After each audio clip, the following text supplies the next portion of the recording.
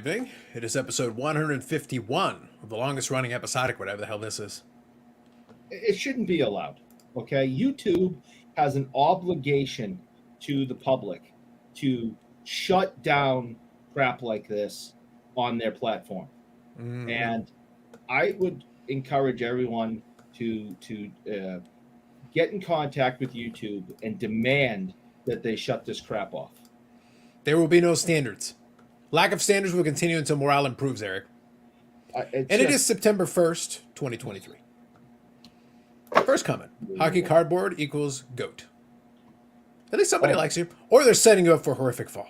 That, or it's my mother with a different account. I don't know. Could be a burner. Hockey cardboard, who knows?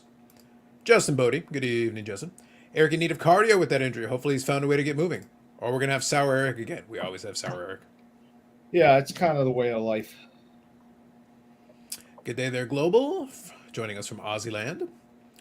Mark Williams. Hit the like button to spend some of Eric's dusty money. Thank you, Mark. Yeah. Appreciate you. Appreciate you. Good evening, Orlando. So good day there, you beautiful humans. And Eric. Global made the distinction. Very important. Yeah, very important. Thank you.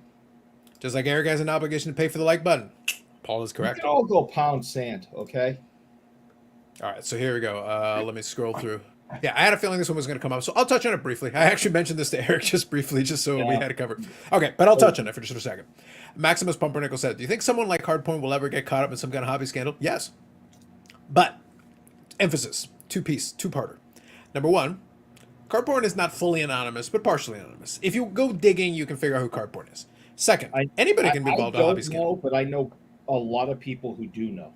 Yeah, for sure. But I want to kind of say a serious piece on this, because a week or two ago, I forget. You guys can double check the archives and you'll find it. We had the conversation about card porn, like trying to push their weight around, and I pushed back because I'm just saying, like, I don't think they have a lot of weight to push around. And to be 100% honest with you, I'm not really following what they're doing anymore. I know of what you're talking about, or what you're alluding to. I haven't dug into it yet. Partially because they're talking about sports memorabilia, I don't care, and also partially because I don't think card porn is that relevant. However, if it's something you're interested in, you can definitely look into it. That's what I would say. So go for it. But for me, it's like, the question was here. Do you think someone like Hardporn will ever be caught in a hobby scandal? Literally, the entire hobby is rife with people involved in the hobby being involved in hobby scandals. So the answer is yes, sure. Why not? They're not special in that sense. Anybody can be involved in a hobby scandal that is involved in a hobby. I think they were involved in a little bit of something, last week, but they started threatening people.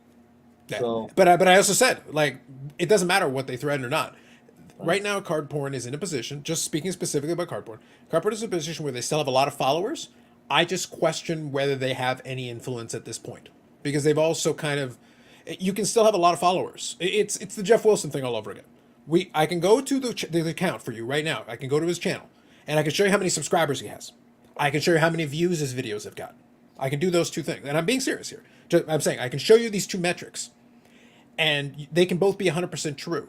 That still doesn't mean he has influence per se. Some people just watch just because they hate watching. Some people watch just because it's something on. Some people watch, like, there's a variety of reasons. There's a lot of them where it's like, yeah, people are watching, but are they actually caring about what he's saying? Or are they paying that close attention? and I'm being honest, I have only subscribed to Cardporn's Instagram account because I have always found it to be entertaining. I have never viewed the account as the police of the hobby. Yeah. I've never viewed it as anything really that serious. No. I've always just looked at it as entertainment and a little bit of news. Because I don't scan the internet all day long for stuff that's going on in the hobby. Sure. Like, obviously card porn does. And a lot of times they hit on subjects that, brings my attention to it. And then I'll go do further research if I find it interesting. Yeah. So one point that I'll make, though, is I think that was the case more earlier on. I think in the earlier, I think they built some of that following in the early days when they did some of that, but I think they got away with it after a while. So for some people paying attention, that's why I just made that point about followers versus influence. Right. You can build up a following, and that's great, but at a certain point, how much influence you have or don't have depends. Can you actually push people in the direction of doing something? That is not for me to decide. I leave that to you and other people to decide for themselves. Go ahead. But all I'll say about that is that there are people who have smaller followings who have more influence than someone like that who has a bigger following. A lot of people will look at Jeff Wilson and say like, oh, he's telling people to do this. Well, the thing is, people still have to do it. If people are just watching and not, paying attention, it's like anything else. Keeping up with the Kardashians is not the height of television. It's kind of garbage. But a lot of people were watching. So here's the question: they had a lot of viewership. Did they have influence, or were people just watching because they like crashes?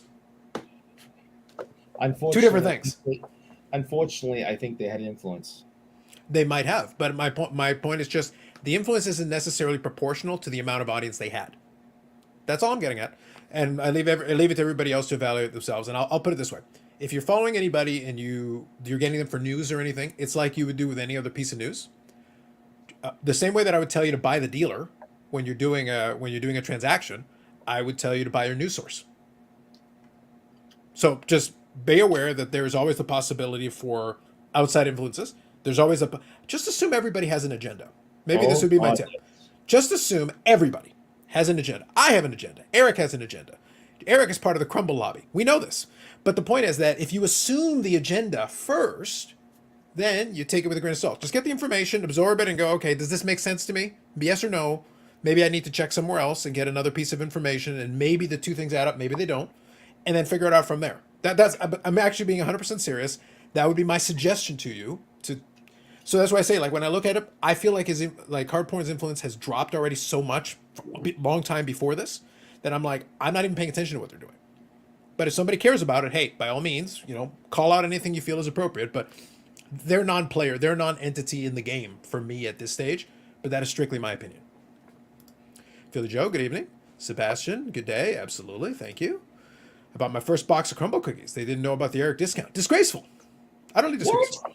First of all, it's the because I'm Carlos discount. Came out of your mouth, Eric. Came out of your mouth. And asked for Eric's discount, they're not going to know what you're talking about. All right, I've got a couple of good comments here I want to get to. So Michael Ham, Mark's safe. Good on you, Mark Ham. Glad you're safe. A lot of stuff going down there in Florida, so glad that things are well. Gary Martin here says from ultra hot Texas, not in a good way. Well, hopefully things turn out. We're about to head into a heat wave. It was pretty good the last couple of days, but it's about to heat up on this side of things too. Weather wreaking havoc everywhere. Josh here. Good evening, gentlemen, and Eric.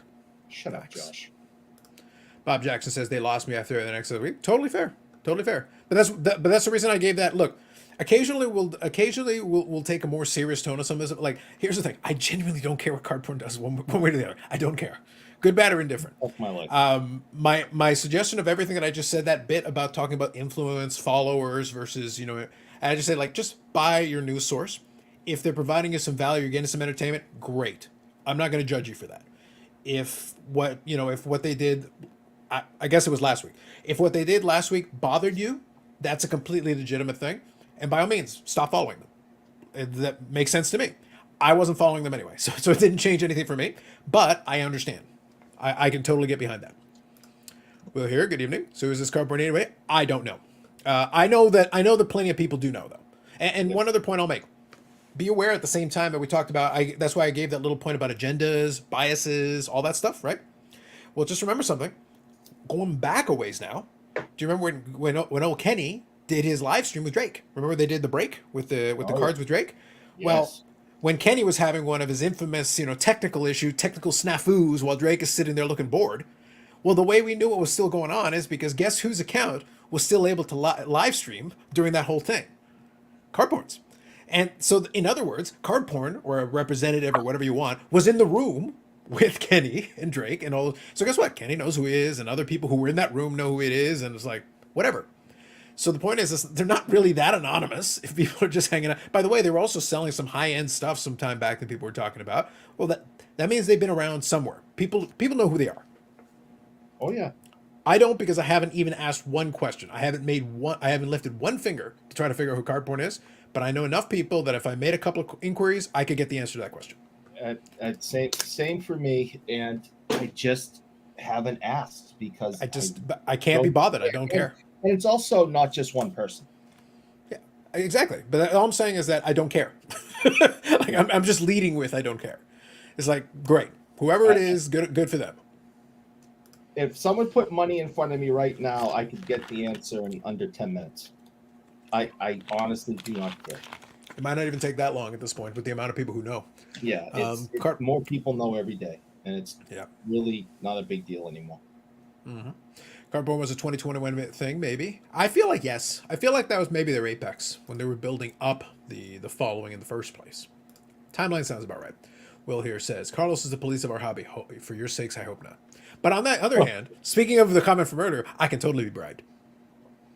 I literally am leading with dubious. I lead with bribery. I'm just letting you know. Our Panamanian Canadian knight without shining armor, who can also be bribed. I can totally be bought. That's all I'm saying. Oh God, yeah. Yeah. Tom here says, good evening, everyone, and Eric. There you go. Thank you, Tom. I just want everyone to know that I hate you as much as you hate me, and don't think that it's just one sided. It is. Are you talking about Tom? It is. Are you talking about the people? All the peoples. All the people. All the peoples. Yes. It is equal. Because that's what I'm all about. Is equality, and I hate you all equally. See, Eric, I don't hate you. I enjoy that, and this is a true thing. And people don't think I'm working on two things, and one of them might give us an opportunity for me to expand on this. But Eric, confirm or deny that I sporadically send you text messages with pictures of mayonnaise. You're a sick bastard, and yes, you yes, do. And yes, I am. And I'm more sick because I suspect that's what they are, and I open them anyway. Correct. The point, though, is that I take time out of grocery shopping with my family, helping them out grocery shopping. Take time to take a picture of mayonnaise so that I can send it to you because I know you would appreciate it. And by the way, speaking of which, I immediately start going. True story, facts, true story. You know what's on the top of my shopping list for this weekend, Eric? You know what's on the top of my shopping list? I got a general idea. I need a new jar of mayonnaise. That is disgusting. All right, Zach here says, I watch Jeff Wilson all the time, but don't respect him when it comes to giving advice or influencing anything I do, but it's fun watching him buy crazy high-end cars. Exactly my point, though. But here's the thing. That's completely fine. There are plenty of people who are truly, I say to you, truly, there are plenty of people who watch his channel and have no interest whatsoever in his opinion on anything and have zero interest in getting recommendations from him for anything. But maybe they're interested in seeing a show vlog. Maybe they're interested in seeing him feature some nice stuff. Maybe they're interested in the interview he did with Marshall Fogel, where Marshall Fogel was trying to sell his shit, allegedly.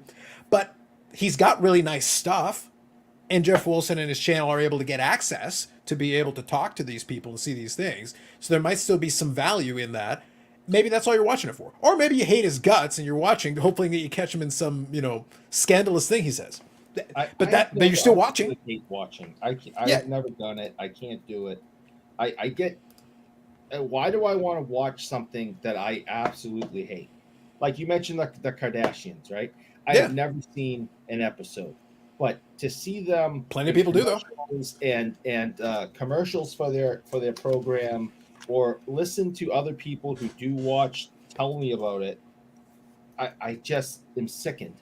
But I will never put myself through whatever amount of time an episode is to sit there and hate watch it. I will stay as far away from it as humanly possible. That's a real thing, though. Like, that's a real thing, though. I've never understood it. And I know the first time I ever heard of that type of behavior was with Howard Stern years ago. When Howard Stern really started becoming popular, and it became clear that his ratings were so high because half the audience was hate listening and watching, and they weren't his fans. Yeah, no, that's exactly it. It was the people who hated him, and they listened longer. That was part of the deal. Let me get caught up on a couple of these here. Thank you all for the good comments. Appreciate it. All right, so Tom here says, is influence over idiots really worth the influence? Depends. If they spend, the answer is yes. It doesn't matter as long as they're giving the engagement, and as long as they're Jeff Wilson's entire channel is to sell the Market Movers app. If he's able, all he really has to do is influence people to buy the app, and that's the job. He's done his job with the channel. Anything beyond that, like AdSense and all the rest of it, even the sponsorships, are secondary to selling subscriptions to the app. That's the number one. The rest of it is a loss leader to get to selling subscriptions to the app. Whether it works or not, that's on you. But I just pointed out. Maximus Parker Merliger says, I always start watching this live stream assuming Carlos is trying to get a Fat Fanatics contract. Correct. Yeah. And you would be correct. Yeah. Assume that, and everything else will then go from there. Just assume that. Now, I should probably actually try to tell Fanatics that I want the Fat contract. That might get me closer to my dreams. But the point is that we should somehow make them aware that we exist. Yeah, we should probably tell them that. Yeah, like at some point we should just tell them. At least at the bare minimum, tell them. But the point is yes, I would totally sell out, 100%, without shame, without question. Sign me up. Where do I sign up? Michael Ham says, I hope Eric is recycling that plastic. Are you being environmentally friendly, Eric? I did also have, I want to see, did I miss it or did I pass it? Somebody was actually asking what you were sleeving up. See if I can find it. My Wayne Gretzky collection. Ooh, look at you being fancy. Dufex of Life says, howdy. Always serve those crumble cookies with a grain of salt. Look at you, Dufex. Look at you. Michael Ham says, speaking of cardboard, I saw an autographed Kiss card associated with a nipple imprint. Am I waiting for the progression? I am waiting for the progression. Maybe. Associated with a nipple imprint. That's apparently what it says. That's what he says. Yeah. Ham, you're out of your mind. All right, so here we go. Oh, here it was. It was Eric, what are we sleeving? So that's the answer to that, Philly Joe. Thank you for that. I knew I saw the comment. I wanted to make sure I acknowledged it. I haven't gone through my Gretzky collection in a while. How many do you have? I have multiple binders, and these are all the ones that are kind of worth more in all the inserts. So this is a 3-row box filled with those. And I got to be honest, for years I didn't soft sleeve my cards. And you just took your chances. You lived dangerously. Yeah, I mean, whatever. So I'm trying to go through a lot of my stuff now, especially the stuff from like the 90s. Like the cardboard, you don't have to worry about it too much, I feel. But some of these I have not touched. I mean, actually taken out of the plastic in many years. And it was kind of sticky in there, you know, they were kind of melding together, and took some work. Are you sure you weren't handling chocolate sticks before, you know, when you were handling the cards previously? We've already had questions about foreign substances ending up in your hands following chocolate sticks. I cannot confirm nor deny the use of chocolate sticks while working with cards. But yeah, so so when I discovered that a couple of the 90s cards, you know, with cool graphics and all the stuff that came out in the 90s were kind of sticking to the plastic a little, I said, oh, this is why people sleeve stuff, right? Yep. So I said, what the hell? So I'm going through a lot of stuff and things that aren't sleeved and have been sitting in plastic for many years, sleeving. There you go. So Tom here says, we love you too, Eric. All the love. Lies. Policy says Jason Dominguez making a start tonight. More strikeouts than hits in the minors. I'm sure is going to turn the Yankees around, no doubt. Well, if you guys remember, if you have been on with the channel a long time, I did that video where I talk about that Jason Dominguez superfractor, and I compared it to an Albert Pujols card. I will stand that the Pujols card for the equivalent price at the time, still probably the better investment. I reserve judgment on Jason Dominguez, but it's not looking good. That's all I'm saying. I honestly, I'm being honest, I am very much aware who Albert Pujols is. I know that he played for the Angels for a long time. He ended his career last season playing for someone different. It was the St. Louis Cardinals who he started with as well. Yeah. Okay. So, and I know he was just a home run machine, and for a period of time, he was probably like the best player in baseball. So I know who he is. He was the best. He was the best hitter easily. I have he was no idea who this Dominguez guy is. He literally hasn't played. That was Paul's point. Oh. The whole thing is that he was a Yankee prospect, a lot of hype, but he. No idea who he is. Yeah, he's making his major league debut now. Oh, That other card came out. That other card came out years ago. That was the point. The point was it was like the entire value was based on hype. And even if he meets my point in that video, just to give you the Cole's Notes version, my point in that video is the two cards were equally priced at that time. Obviously, things have changed since then, but at that time, the two cards were priced. I could have gotten the Pujols card that I showed, and it was one of his honestly premier rookies, autograph rookies. And I looked at the Dominguez card, and I said these two cards are the same price right now. This other guy is already going to the Hall of Fame, and that's before he had his late career renaissance and finished strong at the end of his career. Jason Dominguez had done nothing. So it's like literally zero. He hadn't even started playing yet. So it's like we haven't even started yet. But you still had a comparison like, dude, the other guy's already a first ballot Hall of Famer. It's already locked in. Dude is just, his spot is reserved. When his time comes, he walks in and takes his plaque and good times. So it's like, so that's why I thought it was silly at that time. And I go, this is the most extreme comparison I can give you of a first ballot Hall of Famer, a guy who's already locked in, and a guy who's literally done nothing. So Eric's favorite episode of How It's Made is when they make mayo. Facts. No, that's gross. Piccolina says, whenever I may want a tuna sandwich, I think of mayonnaise and Eric. I usually only think of mayonnaise. That is gross, and keep me out of your thoughts. Mm.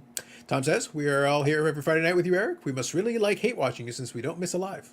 Facts. Ugh, you must love hate watching this. I hate watching this. Mm. Brendan F says, what do you think of the Skybox Metal AEW? Okay, so I'll give kind of my early initial thoughts. I did the breakdown of it. My thoughts, my take on it? If you can give me a take on it, I will take it. They're AEW cards, and they're made by Skybox out of metal. Oh, you should have said it was Sting. You should have just gone with Sting. Sting. There you go. So when I did the checklist breakdown, my feelings on it still stand. Now, also in that video, I did also mention that a lot of the pictures that Upper Deck used for promoting the product did the product no favors. I've gotten a chance to see some of it on eBay, and some of the cards look good, which is what I expected. But my point was, I said a lot of the inserts, if you know Skybox Metal for hockey, Intimidation Nation, Palladium, a lot of these inserts are the same ones they use in the hockey. So the thing is, you already know what they look like, really. If you paid attention to the product that already got released previously, you know exactly what they're going to look like. You know, you've got the general idea already locked in. So the cards, I think, look really nice. I've noticed it. So far, I've seen some of the PMGs and stuff. It looks like the quality control seems decent, but I need to see more. Which actually was something I was worried about, because the PMGs tend to chip a lot. It tends to have condition issues. So I was pleased with that. We haven't gotten enough sales for me to gauge that. Some of the PMGs are selling, I think, okay. That's what I'm curious about, what people do as far as responding to it. What I'm also curious about is what's going to happen to the box prices, because they're starting off at 199 Canadian. I've seen between 130, 135 US ish. So that's kind of where they're hovering around right now. I want to see what happens with the pricing on that. I want to see if it sells out in some locations. I haven't seen that yet. And I also want to see some bigger breaks. I've been following some folks that are opening boxes, so I'm getting that. I'm still out on the boxes for now. I would love to open a box. Don't get me wrong. I would love to, but the price just doesn't make sense to me right now. So I'm holding out for singles, and I've already bought a couple of Dennis PC singles, and I'll be getting those in a little while. But right now I'm focusing on singles. That's where my attention has been. I did miss out on one of the green PMGs though, the 1 out of 10 PMGs, because somebody had them up for, it was $1,000, and they ended up selling for $500. I'm not sure if that's a good or bad price yet. I would like just to say, Michael Ham, stop sending me stuff. Is he sending you pictures of mayonnaise? He's getting excited. I would rather. He's a sick. Is he sending you pictures of nipple cards? He's a sick bastard. Oh, we knew that. I cannot believe. I was trying to figure it out at first, and then he's a sick bastard. Yep. So Bob Jackson says to confirm they're a nipple print. Now he's doing the blah. Okay. So did he send you a picture of nipple cards or no? He sent me some things that I wouldn't want my daughter knowing that are on my phone now. There you go. So noted Boston Bruin Wayne Gretzky. Yes. Eric couldn't afford penny sleeves. Maybe. Couldn't. Kamikaze says Martian liftoff. So I think that's referencing a comment that's coming up here. So I'll go here.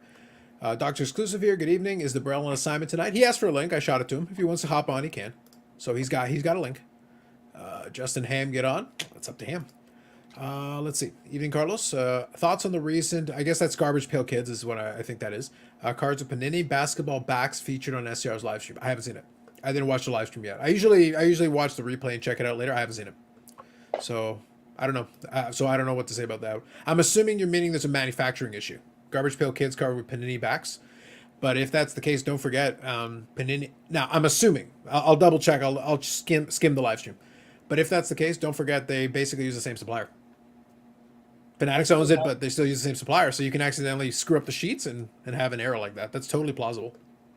We've had that before. Garbage Pail Kids. Yeah, we've had that before though, because we've had cards of other sports or other products for the other manufacturer end up in packs of the other manufacturer, because again they're in the same supplier. So if somebody mixes the batches, can totally happen, 100%.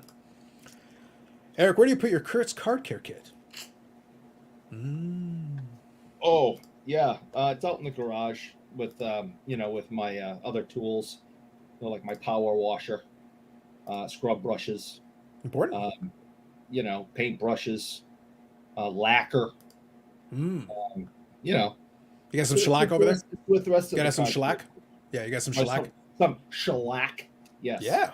That is where I keep that. Yep. Dufek says Jason Dominguez, so that's what Kamikaze was referring to. Jason Dominguez just homered off Verlander in his first at bat.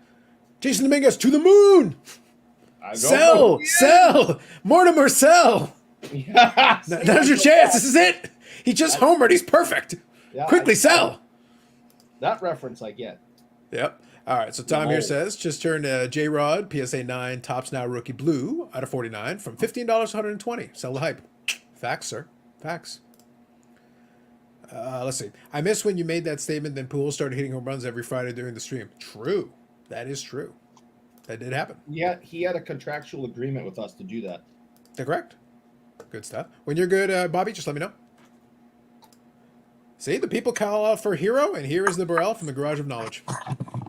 Was it Hero or Heroin? Maybe both. How's it going, Bobby? Good, guys. What's up? Not buddy. too much. Not too much. Glad you were able to join us before the upcoming heat wave. Oh, what's the heat wave? Is this literal or? So I'm just looking at the forecast for the next week here in these parts, which should be very similar to you. Well, it looks like we're going to hit into high 30s, almost 40s. When is that? Tomorrow? It'll be like during the week. Oh, okay. Closing in midweek. The weekend will get a little bit warmer. So right now, what it's looking like, let me see. Here. Slow news week, I guess. Oh no, 100%. Tuesday is feels like 40. Feels like 40. Yeah. I like the weather now. It feels like 40. Well, that's with the humidity, right? So 33 without. Like if you can call it 33, you can call it 40 with humidity, whatever you prefer. In the shade or in the sun? With the humidity, maybe not. Yeah, with the humidity. Yeah, but either way, like early September, bringing the humidity into the 40s. That's pretty hot. Yeah. Oh yeah. Cardporn is from Australia. Wouldn't surprise me. Yeah, I heard something like that. I heard South Africa. Oh, that's Card Prawn. Look at you. Oh, boy. Oh, look at you. They got Bobby, the jokes you today. sent that picture out. When was with Bobby Bond? You and Bobby Bond together. That was When last that year. picture taken? I think it was last year. Yeah. Was that the last time you saw him, or have you seen him since that picture was taken? I think I've seen him once or twice more before that. Okay. Yeah. Mm-hmm. So who else? I tried to see who else was on that picture with all the autographs. I saw Alan Stanley. I saw Johnny Bauer. Yep. Obviously Bobby Bond. Bobby Bond. There's Daryl. It looked like Boris Salming in the middle. Daryl Sittler. No Salming. Sorry. Daryl Sittler. Mike Palmatier. Peter Kennedy. And not. And there's one more too. I can't remember. Oh, Wilf Paymon, I think. Okay. Yeah. I just wanted to get guys that I've been working on it for years, but a lot of times I forgot to bring it with me, and I don't try to get. I'm not the kind of guy who begs for signatures, but right. if it arises, then I do.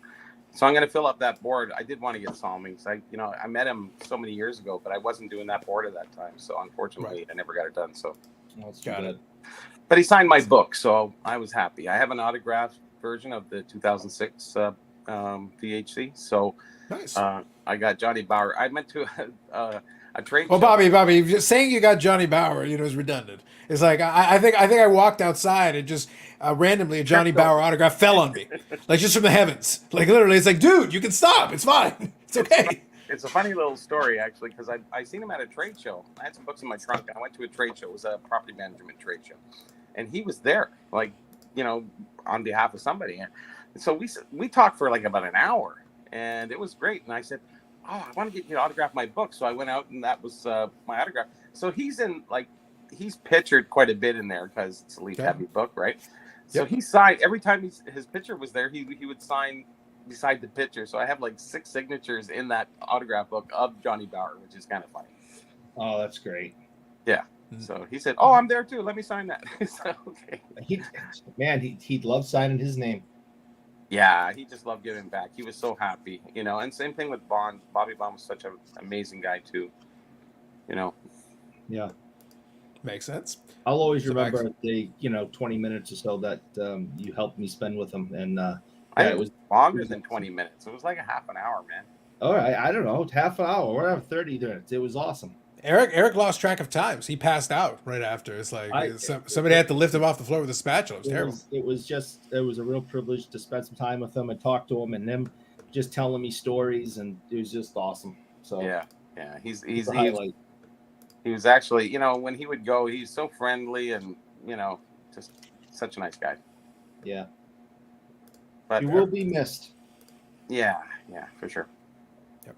Ham here says, so the Topps debut patch for Jason Dominguez is going to be ridiculous in Topps 24. That's true. They are doing the debut patches now, so if they've got one form, which I suspect they would have, that'll be a big thing. And like I said, but the joke was legit. If you've got any of the big Jason Dominguez cards, like, look, it's going to be, he's with the Yankees, so you're always going to get a boost. Hit a home run in his first at bat. A lot of people are going to be freaking out. I'd be like, go and put that thing up for sale now while you still can. Well, I think he's nominated for the Hall of Fame already, isn't he? I think so, yeah. Basically, yeah. So it'll all come to pass. It will. So we're I'm talking about our good friend Justin. Piccolino was like, send him a link. And then they're like, no link for Justin. He ruins his opportunities. He does. Gotta have an opinion on the current topic, not just hang out, since Justin can do that from here with us. It's true. Someday he'll get another call up. I wouldn't, unless you guys know. Like, look, can we all be real here for a minute? If I send Justin a link, y'all know what's gonna happen, right? Yeah. Y'all know what's gonna happen, right? Well, you would have to send him a link. You would have to be as done as he was. Mm-hmm. Yeah, but look, all I'm saying is, Eric, for the purpose of this dramatic reenactment, why don't you play the role of Justin for a second? Oh, damn it! What were you guys talking about? What happened? Damn. Yeah, like I said, sleeping on my couch over. Y'all know what's gonna happen. You know, I know, we all know. Yeah. But thanks for the entertainment there, Justin. It was good times. Mm-hmm. My guy says, who assigned more, Bauer or Pete Rose? Bauer. Yep. You gotta put Bobby Hull in there also. Yeah, he would be up there, but like Bauer, look, the joke about falling from the heavens isn't far from the truth. Johnny Bauer literally signed everything and anything, anywhere, anytime, any place. Yes. And I would have to say Bauer because he was Toronto, lived in Toronto, and yes, so many events and so many things he did. Where Hull, he was everywhere, but Bauer signed probably 5 million autographs. I will guarantee right now that Bobby Hull, who passed away earlier this year, had the entire year booked for himself, and I would bet there are promoters still for the rest of this year that are looking down and saying, "Oh yeah, I had Bobby scheduled for that." I mean, it's just crazy. Yeah. The thing with Bauer is that he did all the signings at every opportunity, every occasion. Every time there was a signing somewhere, there would be a Bauer one. Places would hire Bauer to get him to do that, and he also signed through the mail. Oh yeah, like literally, because he used to live in Mississauga.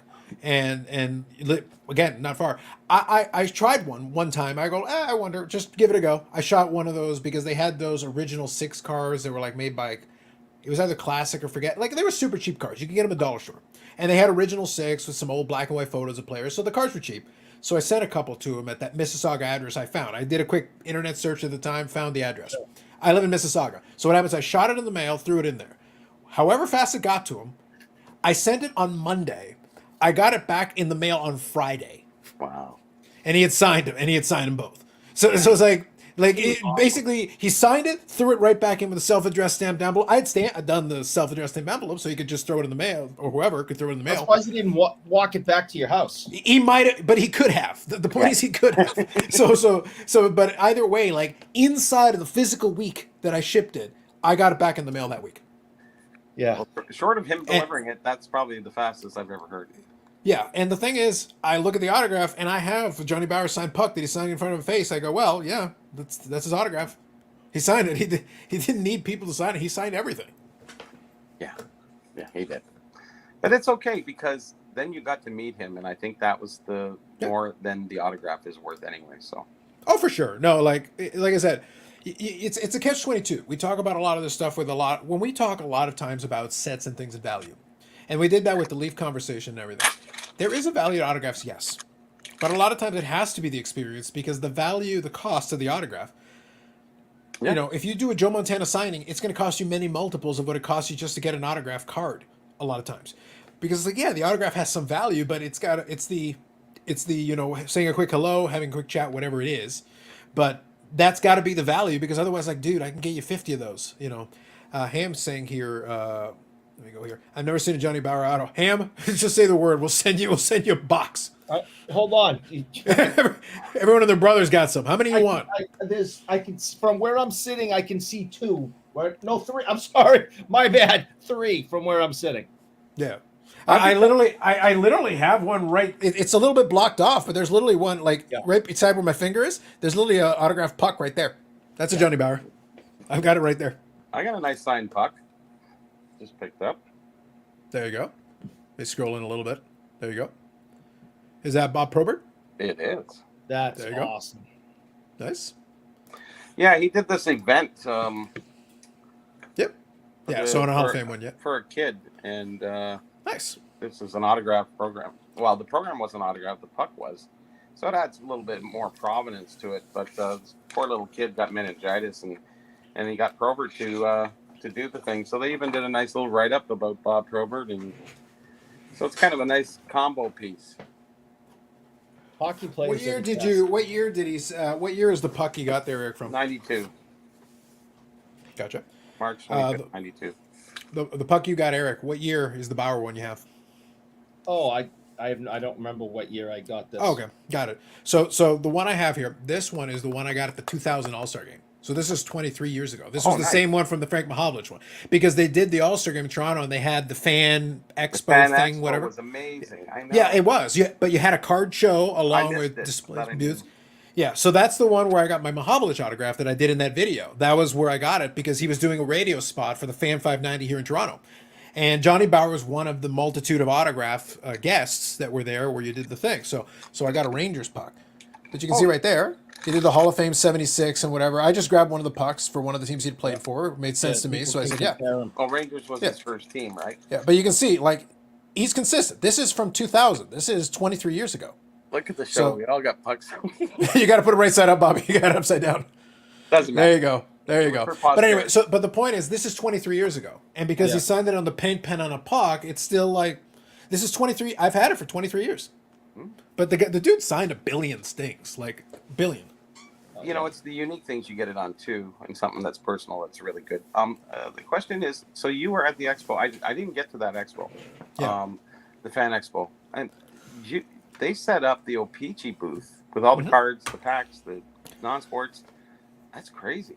Yeah, so that one was a good one because they did it, in the big auditorium, and it was combined with the All-Star Game, obviously. Yeah. So that was where I actually got my Medano All-Star jersey. If he had signed at a reasonable time, like the afternoon, like a normal person, but But at some point I'll get it signed. I'm in no hurry. I don't, I'm not worried about it. But the point is, that's like the last jersey that I have of his that hasn't been signed. But I actually wore that jersey back in the day because I got it back in 2000. I wore it to school and had it there for a while. So that's literally the last one left. Everything else I've already got signed. I've got the North Stars. I've got Dallas and variations. But that's All-Star 1 is one of the few missing. But I got that at the 2000 All-Star game. That's why it was very appropriate, because that was the best spot to get that jersey, because you could get any of the All-Stars you wanted. They had the vendors who had the full complement of all the jerseys. Yeah. See, I don't know why they never continued on with doing that. I thought it was a great idea. And obviously in Toronto, it was extremely popular. Like, it was like... Oh, yeah. But one important piece. Because it was the early 2000s, we had manufacturers who showed up. We had Be a Player had a booth where you could get the little stamp cards and everything. You could have the All-Star Game cards. So I got some cards there, and I got some different product. That's what I said. But you also had the autograph guests, and you had different booths and displays and all. It was a whole thing. Yeah. I like going on. Yeah, I kind of regret not going to that one, but I was not fully submerged into going to every show. So, and all those shows back then, there was a lot at hotels and what have you back then. It was. You can go to around the corner, this hotel, that hotel, postcard show, sports card show. It was crazy. Yep. Word is there isn't an object Bob Feller hasn't signed. Listen, rumor has it that there are Bob Feller autographs that Johnny Bauer signed. Yes. Just saying.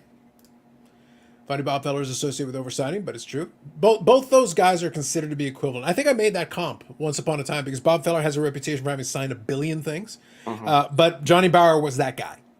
In Canadian hockey, now again, Johnny Bauer's a Hall of Famer too. So it's not just he's some dude who signed everything. He's a Hall of Famer that dude who signed everything. Yeah, but he did sign everything and anything for anybody. Yeah, if you walk slow enough, when he was setting up his booth, if you walked slow enough, he would have signed you back. Probably. Yeah. But that's why I always thought that it was weird whenever they would try to do like a paid signing. I'm like, you can get a Johnny Bauer autograph anytime. Literally anytime. I was like, all right, man, what do we say? Marcel as well, right? Only for his best friend, Eric. We're not best friends. According to you, we are. No, he knows that I exist. Mm-hmm. I think it's Stockholm. I think he's starting to associate with his captor. I think that's what's going on. That's all I'm saying. Michael Ham says, never seen Carlos stand up. Nearly thought he had legs. His torso. That's AI. Yeah. But they can't do the hands. That's little CGI, but it works. Johnny Bauer signed his first card, the 54 Parkhurst rookie. Johnny was born to sign. Almost. Still sad Hassick got a DUI the night of the Sabres Carnival. They're to be moving to the old Odd Arena. Got Brick Martin, LaFontaine, McGillney, but not the Dominator.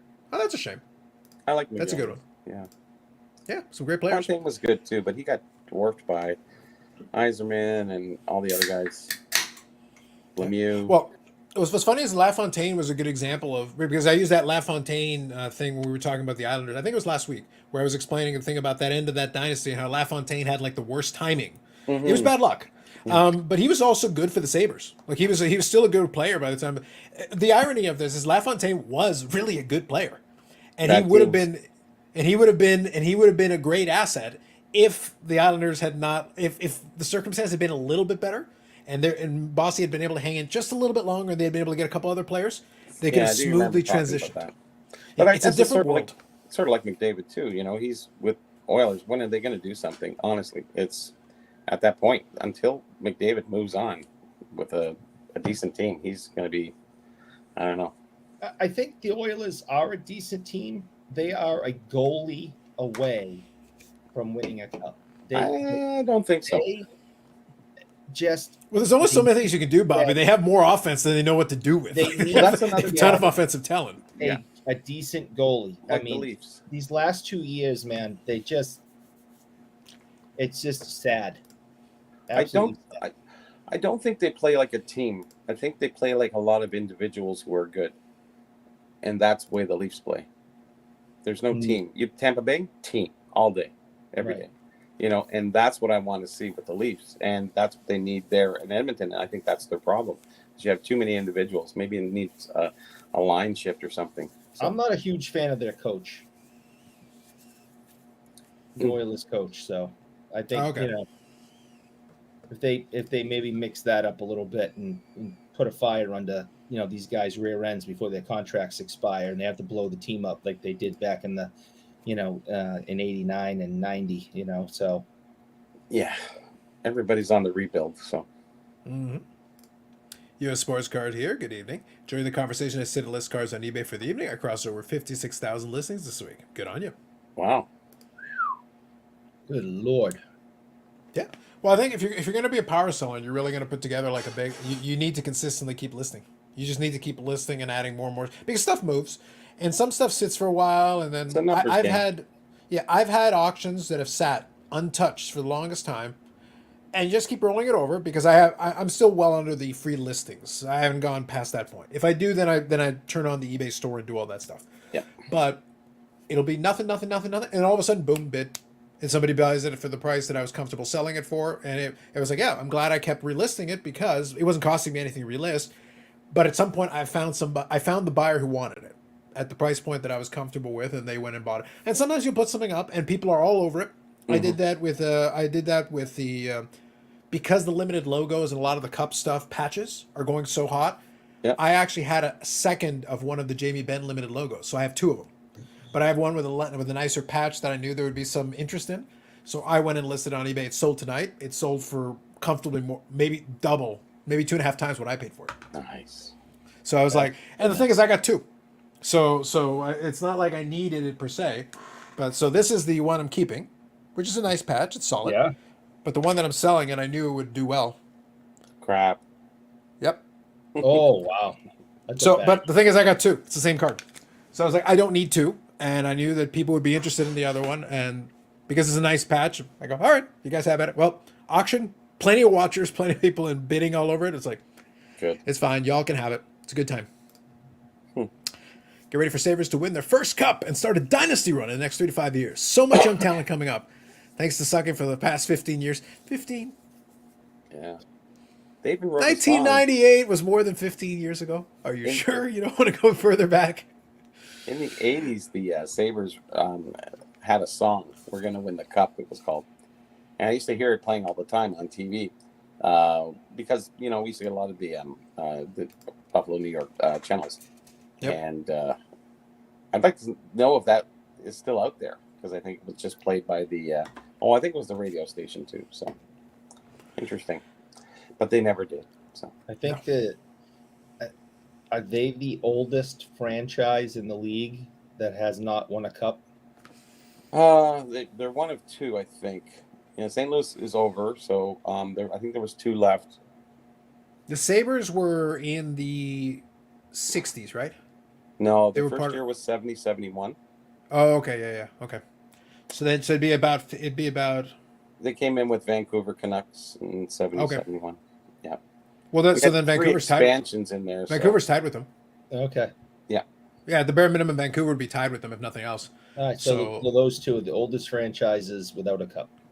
I think so. We're just trying to think of anybody that would have been in the second six because the original six, all the teams have won. The second six would be your only bet beyond that. It'd have to be in the second six. Well, the second six. So you go 71-2, and then you get into Do you count Sec- Dallas under Minnesota?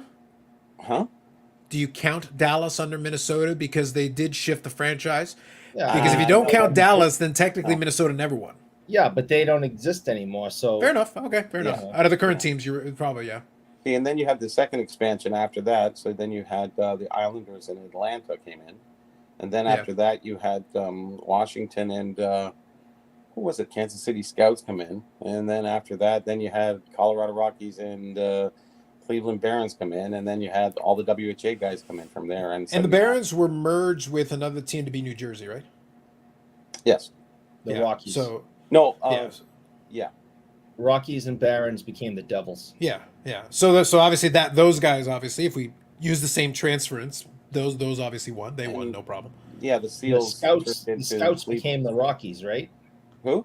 The Scouts became the Rockies. The other way around. The Rockies Nope. became the Scouts. No, because the Rockies were playing all the way into the '80s. Scouts were in the '70s. But Yeah, I think Scouts the said answer so. though to the original questions, I think yes, because I think the second six, I think we're covered on the second six. Kansas City Scouts only played 2 years. Yeah. So 74.5, 75.6. So the Rockies were the scouts, right? I think so. Yeah. Well, Not yeah, really. Cherry coached the Rockies, so they would Yeah. have been the team that was available later. Yeah. So. That didn't work out so well. No, Well, neither did the team he's for not 2 actually a good years. coach. Contrary to popular belief, he's not. No, he is Yeah, not. he's That's if he's got Bobby Orr, he's fine. He had a broken Bobby Orr. I mean, when he had the lunch pail gang, and we still holds the record of the most players with 20 goals or more on a team. And that 79 with the 2 million men on the ice. I mean, that team was destined to win a cup that year until that. Except for bad coaching. Yeah. So, my, he's still loved here in Boston. You people. he's big in Worcestershire. Worcestershire. So, what are your guys' opinions or thoughts on Joe Montana stating that Dan Marino is probably the GOAT of quarterbacks? I've talked about the Marino thing. Marino revolutionized the game, and he had tons of talent. The teams obviously weren't good, but it's the thing with football. I'm not going to blame the same way that I'm not going to give the individual quarterback all the credit because the rest of the team still has to do their job. That's part of it. I'm not going to blame the guy if for whatever reason the team composition isn't such that they can win. But Dan Marino did things that changed the game. You can literally say he changed the way the game was played for the quarterbacks because none of the quarterbacks had ever done a thing like what he had done. And he retired as the all-time leader in touchdowns and yards. Like he put distance with him. And then the game changed. And because the game changed, then the other guys caught up with him and then surpassed him. But it's only because he changed the mold. Anymore. You can throw more yards. Yeah, that's right. And now we've got an additional game. So now we're playing 17-game season. So obviously those records are going to get broken because guys are going to get more games to do it. The point, though, is that there's the era before Marino and then there's the era after Marino. And Marino was started really, his coming out party was 84. And then after 84, it's a different sport than it was 83 and before, going back to the beginning of the Super Bowl era. Pre-Super Bowl era was also a different sport. That's the weird thing about football. Football isn't like one distinct era. Golf is like that too after Tiger, right? I would agree, yeah, because they did change the way the courses were constructed to adjust to him, and the clubs, and then the current players are doing that. Yes, absolutely. Clubs dramatically changed. The Big Bertha came out. There was some dramatic. So it's a matter. I would hold Joe Montana's opinion in high regard because to me he would be the GOAT before people tried to hand that over to Brady, and obviously his success. So you look at him: 4 Super Bowls, 4 victories. He didn't pile up the yards or touchdowns that Dan Marino did. But Joe Montana is one of the most successful playoff quarterbacks of all time. But Dan Marino did change the game, like I said. So there's a certain thing you've done when the sport changes around what you did, and it becomes different after. You can break it down to, and who the GOATs are and who the best are, whatever the sport by looking at championships, which are team won. Or you can start breaking people down and say, okay, who had the strongest arm, who had the best decision making, who had the best mobility, and you can start breaking attributes down, and start. That's how you want to see who the best quarterback is. Look at the guy who won in Baltimore, who was a starting quarterback for the Ravens. Everyone knows that guy sucked. What? You're not a big fan of Trent Dilfer? Yeah, Super Bowl winning quarterback. So that means he's on the GOAT list because he's got a Super Bowl ring and he was the quarterback. So he's one of the greatest quarterbacks of all time because he was the starting quarterback for a Super Bowl winning championship team. Bullshit, right? So it's who has, the best arm, who's, the best release, the best feet, the best decision making, the best vision, the best.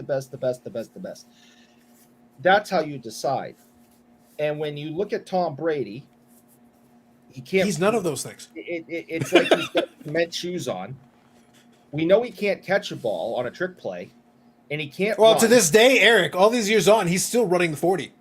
Yeah, he hasn't finished yet. Like he's almost there. He hasn't quite gotten there. Someday, I have hope he'll finish the 40. He may finish the 40-yard dash that he had at what do they call it? The combine. Combine. He may finish it someday. But vision and decision making puts him at a high level. Brett Favre. I was going to say, make sure you pronounce it correctly. Okay. Absolute cannon but his decision making sucks, and everyone knows it. Yeah. He meant to throw it to the other team. He is a generous man. Yes. He's a giver. He's trying to give. It's All right, better. let me read a couple. Let me read a couple of these comments. Hang on. All right, Thomas Carbo says, "Did anybody see the Netflix show Swamp Kings with the Team Tebow led Florida Gators?" I did actually watch it. I thought it was pretty well done. I didn't see it. You haven't watched Squid Game, anyway. No, I knew you would ask. Yeah, no, I knew as soon as they referenced Squid Netflix, I knew you would ask. We won the President's Trophy in 0304 when they had Miller, Drury, and Briere. Speaking of the Sabres, yep, fair enough. The President's Trophy though doesn't mean anything. It's not a bad thing, but it doesn't. Mean anything. Yeah, the Bruins just won that. That's freaking great. But you had a Hindenburg type disaster. I used to remember whether on the old preset cards about these low tier teams. Amazing memories. There you go. Imagine that. Win the best ever. Yeah. So Eric, has John Wenslink ever been to your shop, or do you have any stories about him? Hold that thought. I got to get caught up on these comments. Hold that thought. All right, real quick. I want to make sure I get through these. I think in football, the players respect the talent, and the fans' media talk about greatness. It's more about team success. Yes, but in this case, Marino's the team success isn't playing into it. They're talking about just what he was able to do on the field with the teams he did have, and with what was going on. And also, speaking of Marino, he was a tough bastard. He took hits. He was playing in the game when you would still take hit as the quarterback. If you're standing there being a statue, Dan Marino is not a running quarterback. So he's a pocket passer by definition. So it means if he sits there and holds the ball, he's about to get destroyed. A guy's and they'll give you a flag if you shoot the guy with a high caliber weapon. But like they don't throw the flag just because you looked at him funny. So he had to take a lot of punishment. At the end of his career, look at his knee braces and just how he could barely walk out onto the field. Yes. You know, he was tough. Yeah. So you have to factor that in too. So he changed the game, to completely change the way the record book was done and everything related to it. But he also took huge punishment, got destroyed, and that was the whole thing with. He was a guy who also took a ton of hits for the majority of his career, and he had the Iron Man streak on top of it, and he kept going out there. But at a certain point, you're crawling out there. You know, you're not exactly 100%, but because you've taken a career's worth of hits. But you got to bear that all in mind. It's all part of the game. So for Paul here, it's why Lawrence Taylor is the greatest player of all time. There are people who make that argument. Flacco, and it is a good argument. He was high on cocaine every single play of his entire career, which definitely helped him. But he was great on any given Sunday. Yeah.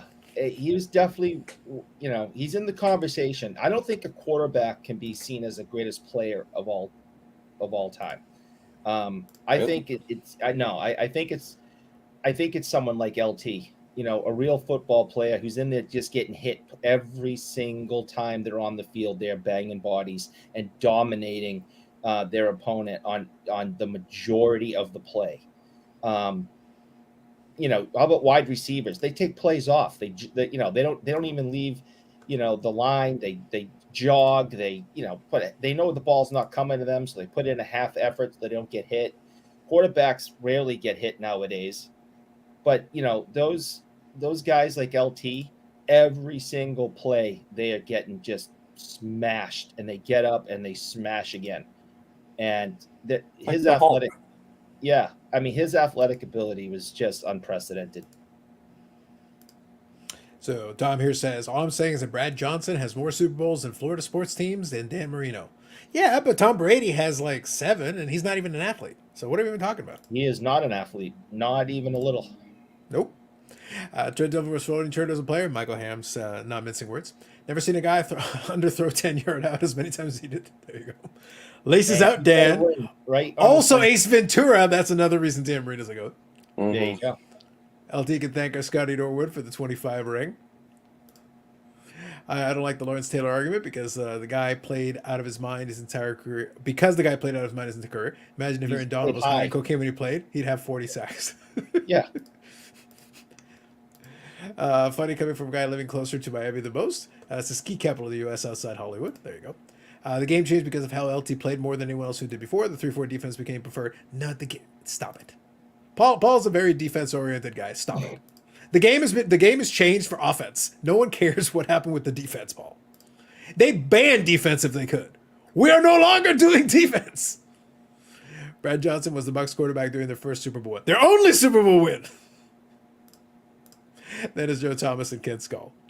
There we go. I wanted to make sure I got caught up on the comments first. Yeah. Thank you all for the comments. And Okay, hold on. Me personally, if I was to be asked, since in my lifetime, watching football my entire life, not a passionate fan like I am of hockey, but I've watched football. Well, at least you acknowledge football. Heaven forbid. I still say Barry Sanders is the greatest athlete I have ever watched on a football field. Not even Bo? It was just every Sunday watching him play. I mean, I don't think I ever missed a game of his during his career. It was a short career because he walked away, but it was just he was like men playing against boys. It was crazy. There you go. So this was the question from Dark's exclusive here. So John Wensink. Yep. Give us the Coles notes. If you got a quick story about it, I do not have a story. He is a friend of the shop. He's been to the shop many times. The last time he was supposed to come, I think he got sick and had to cancel. I have never met him. I've heard him talking on the phone with the owner, my friend. And he is a friend of the shop, and he's done a bunch of signings for us over the years. But I don't have any stories. I hope to meet him at some point, and hopefully I'll have some stories to tell. There you go. Fair enough. Ball's getting all scandalous. I like it. Moss was a better athlete than Barry. Ooh. But Moss also didn't care half the time. He would have been an even better player if he had given a crap the whole time. But the physical talent, though, I will say, he was extremely impressive. He's a freak. Yeah. But it would have been nicer if he had given a shit the whole time. No, not just part of the time. He didn't get arrested, and before the Super Bowl when he tried to run over a meter maid, when he wasn't getting accused of doing all these other horrible things, when he wasn't making it all about him, when he wasn't a huge he was a huge diva. I mean, a lot of his teammates hated him. Has anyone? No, I'm being on. I'm asking a question to everyone in the chat. You guys, has anybody ever heard any NFL players say anything negative about Barry Sanders? Has any teammate ever said the guy was just a total piece of crap? Has there ever been a scandal? I don't have a lot of people in the room, but anyways. I was going to say. So Justin here says, any updates on the Burbank show? Yes, I can confirm there is a show in Burbank. That is your update. Also, Brad is there, so I'll be getting reports. But not yet. Just letting y'all know. Timmy Two Hats is there, so watch out. There you go. Jason Dominguez is down in a slump. 1 for 2, only batting .500 for his career. I hope y'all sold when I told you to 25 minutes ago. Got to be on it. Already wishing the Martian would go home. Dang. Deion Sanders is one of the greatest talents. He could shut down half a field, play offense, and be one of the greatest returners. Deion Sanders was definitely a top-tier athlete, no doubt. But he did get stiff-armed by Bo. He did give that story. It was a fun story. Bo was just like, get out of here. Yeah. And Deion never met a tackle he wanted to make. Just throwing it out there. But athlete? No doubt. No question. Everybody forgetting T.O., freak athlete himself, if he didn't self-sabotage. That is true. Yeah. Exactly. Physical talent, yes. Physical talent. That's why he can't be considered as one of the greatest of all time, because he was a head case. Barry's TD celebration reduction. Did he have a celebration? No. I thought he just handed over the ball. He did. He just either dropped it or just handed it off. Because he acted like he'd been there before, like a professional. Yeah. If you guys would have become a Hall of Famer, what sport would you want to do it in? I'm a baseball guy, so that would always be my thing first. And then I would reject the Hall of Fame. Because I think the Hall of Fame is shit. So I'd be like, Carlos would I'll pass. But, Yeah, the Baseball Hall of Fame doesn't have builders, which is kind of weird. They did the Frick Award for the media guys, but a lot of there have been like Connie Mack. Connie Mack's in the Hall of Fame. Like you've got executives and folks that are involved in the Hall of Fame, because Connie Mack wasn't a great player. Like he would never got in as a player. John McGraw's in the Hall of Fame, and he didn't get in as a player.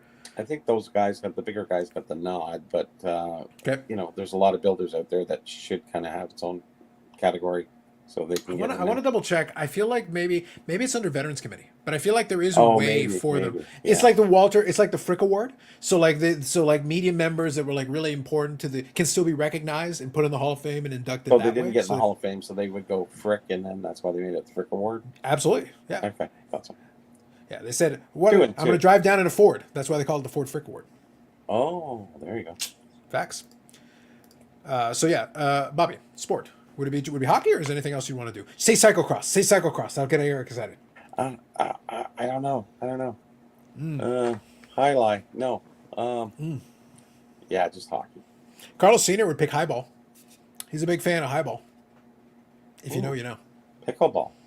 No. Eric, who do you got? Co-ed naked lacrosse. Naked what? He said Co-ed. co-ed naked lacrosse. Co-ed naked lacrosse. Oh. Okay. There's a sexual assault Hall of Fame induction that would come right after that. Right after. Immediately after. Within minutes. Yeah.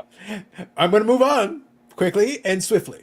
4x4 Rubicon says, Dan Marino is the greatest QB ever. Joe Montana also once said Marino were the QB of the 49ers, he would have won more Super Bowls than him. Yes. with that 49er team, as loaded as they were, and Jerry Rice as an option, yes, I do agree with that.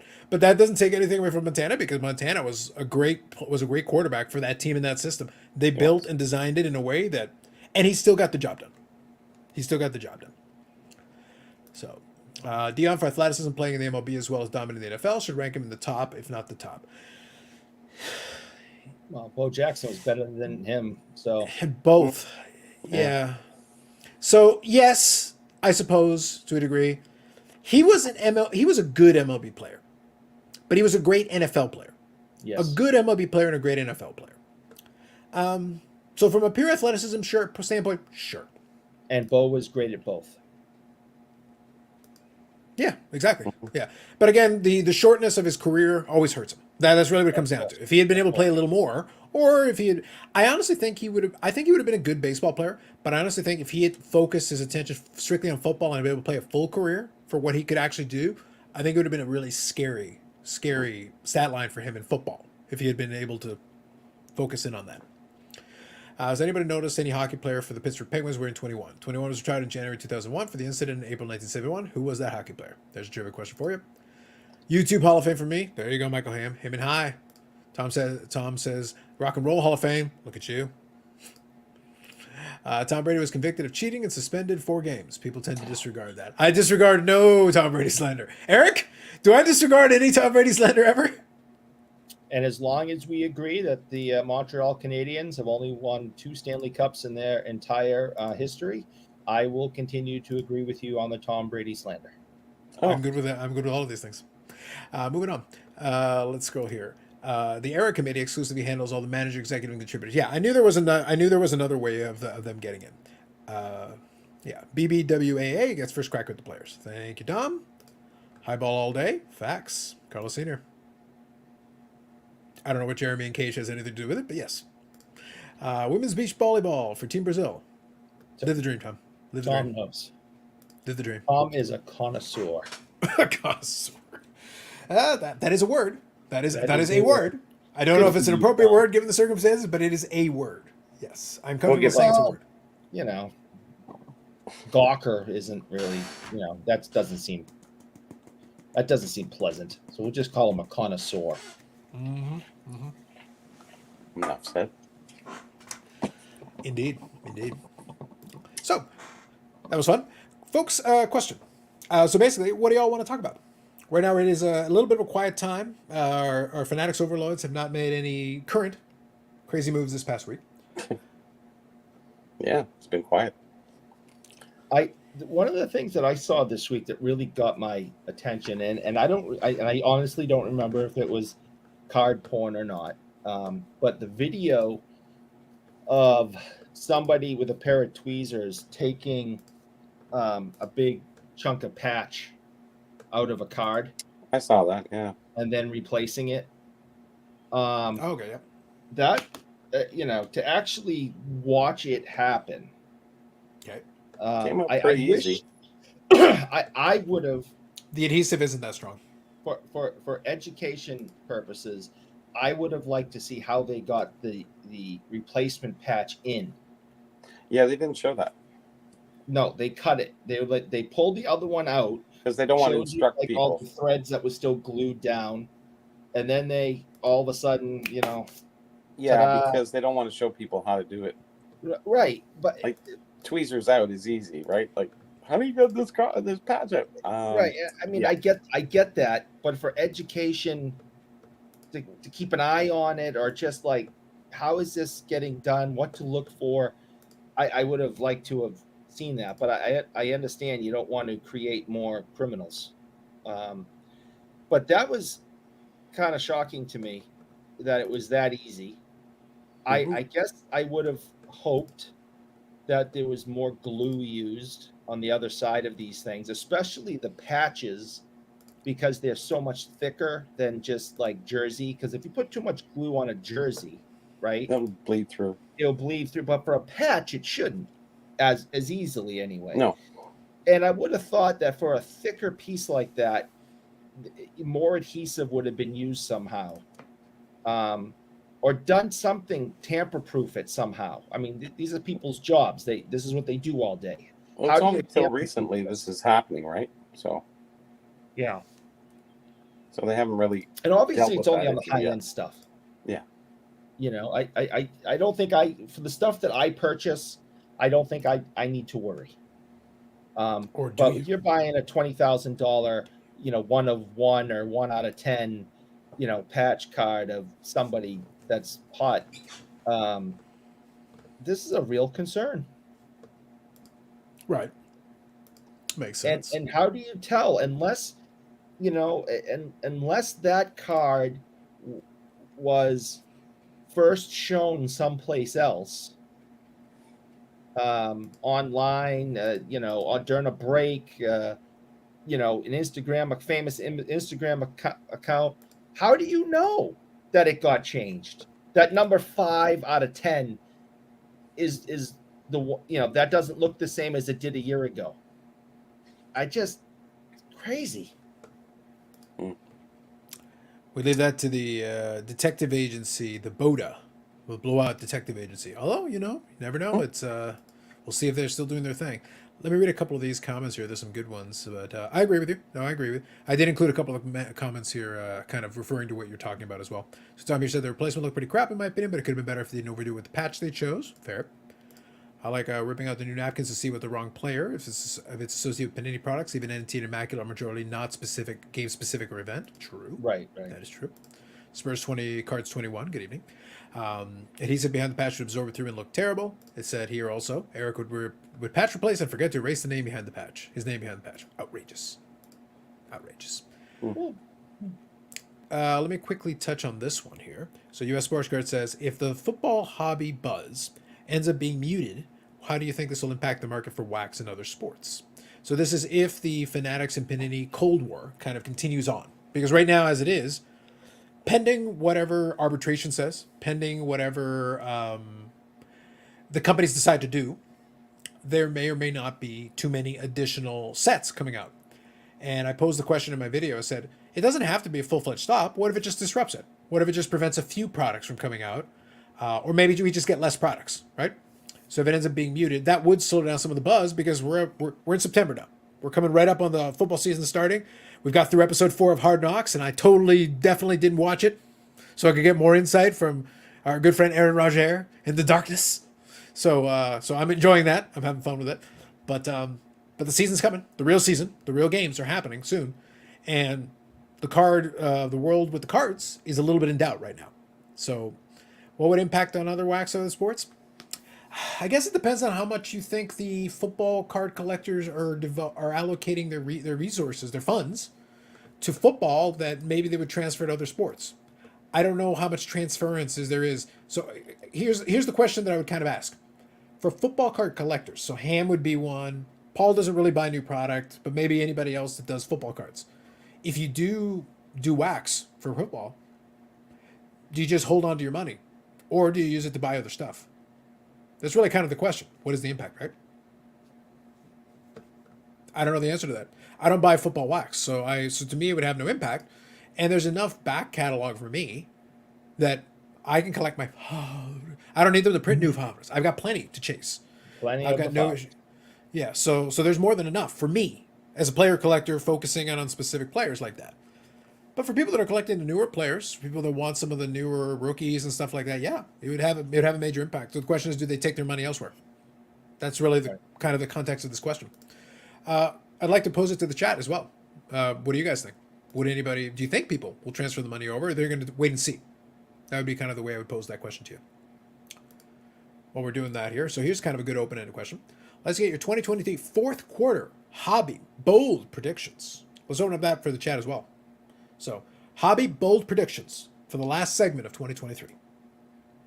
It can be in any category or segment you want. You want to take a stab at this one, Eric? I might be purchasing another Dennis PC card, so hold on, let me lock in here for a second. But do you have any fourth quarter predictions? Do you want to predict another zombie apocalypse? Because that was fun last time.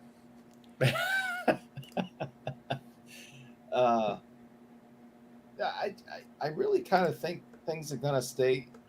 I think my bold prediction is things are going to stay at the status quo. I don't think there's going to be, another boom coming. There's nothing exciting that's going to, turn, $10 cards into $5,000 cards again. If people are holding on to things, waiting for that to happen again, it isn't, unless we hit the perfect storm again where we're all sitting around doing nothing. But keep in mind, the last time people hadn't been looking at their cards, and they were put in attics and closets and everything, and then they were brought out. So people kind of fell in love with stuff they hadn't seen for a long time, and then started trying to reacquire or to continue their collection where it left off, and that's what set things on fire. Now everyone has already done all that, so if we are going to another pandemic in December, there's not going to be another boom, because that perfect storm of, oh wow, I just fell in love with collecting, which I kind of got away from for 10 years because I had kids. That's done. They already pulled them out of the closet and dusted it all off. So this is a very bold prediction. So if there's another pandemic, nothing's going to happen. I think U.S. Sports Cards here has a very bold prediction. I think it's going to be status quo. I don't think that the move to Fanatics is going to jumpstart the hobby. It doesn't have to be, though. Here's the thing. When we're saying bold, just to be clear for everybody, bold is open-ended. Because, so look, we joke about this. Beckett does something in the fourth quarter. Look, it would shock me if Beckett did something legitimately impactful in the fourth quarter. That would be a very bold prediction. Not likely. This NBA PA joins the NFL PA. That is not is not bold necessarily. I agree with that. However, it would be impactful because it would be another shoe to drop in the progress of what's happening. Sure. If Fanatics and Panini basically are forced at the table and do some kind of a deal, and that impacts the greater amount of releases for the remainder of the year, that would be a very big impact. That would because it might just be a combination of the two. Maybe you release kind of a little bit of both. I don't think it's necessarily going to be a purchase. It doesn't have to be a purchase. It might just be like, look, as a settlement, we'll let you release these products. We're going to release these products, but as soon as those products are done, you're out, and we'll buy you out for the rest of the license. Etc. That might be how you do the settlement. Maybe instead of a buyout, you're like, we'll let you release these. You can collect whatever money you get out of that. Then we want the license, and we're going to start putting products out right away. So it's like a temporary sub-licensing agreement. That could be a way around it, where because the Players Association is already on Fanatics' side, they could pitch to them and be like, this is what we'd like to do to expedite and start getting some product out the door. If you're cool with that, we'll do this temporarily, and then Panini will drop off and we'll release stuff going forward. I don't see that happening, but no, but the point is, if that did happen, that would be a lot more impactful because it would change the amount of releases. Sure it would. Well, like I said last show, I without the competition, I think it's going to hurt them. Now, Fanatics did say that they were going to 10 times the hobby, but if you take it internationally, maybe they will get that. for what they're doing. With PSA grading all across, wherever, and all the other sports card shops or UVO shops or whatever, Japan, what have you. Yeah. So, I think what's always interesting though is, and this is something I would throw out there.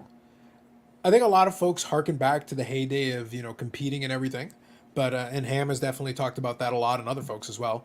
But I always kind of point back. It's like, you realize we're in that competitive time period. Yeah, they came out with some of the nicest cards and a lot of amazing technology and everything. But number one, we've already seen a lot of the technologies they can come up with. It's really hard to come up with something new that we haven't seen already.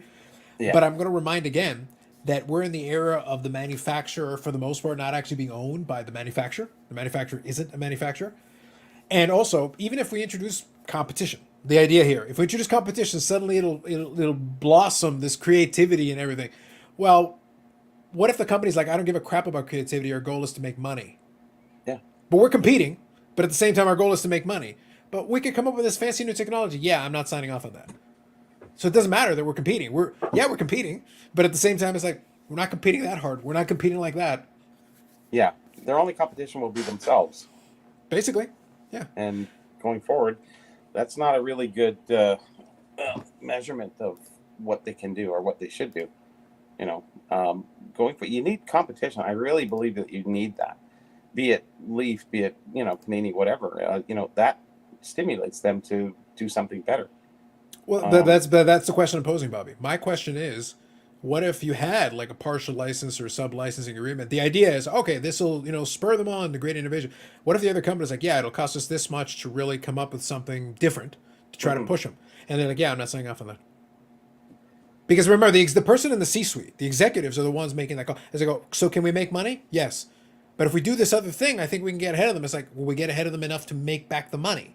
And they're like, eventually, yeah, that's a no. Mm-hmm. Yeah, so we got competition, but I'm still not doing anything crazy off the board. My goal is still to make money.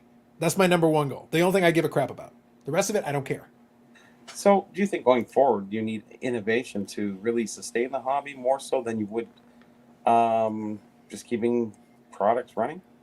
Not to sustain. I think what the competition guys are always talking about, they're not talking about improving the hobby. They try to conflate it with they're saying like, I'm bored with what we're getting. I would like to see more stuff, and competition would. And I go, if it was real competition where the parties competing actually care enough to compete that way, if you got two teams, whatever, and both want to win at all costs, and that's what we're doing, then yes. But what if we're competing? We're like, yeah, we're competing. Somebody's going to win, somebody's going to lose, but our goal is to make money. The Toronto Maple Leafs are technically competing in the NHL, but are they really though? But Bobby, this is my point. Yeah, in theory, but they are the most valuable franchise. So in theory, this is why I'm interjecting this into the competition argument. I go, in theory, they're competing, but is their goal to win at all costs, or is their goal to make money? Their goal is to make money. So yeah, they'll compete to a point.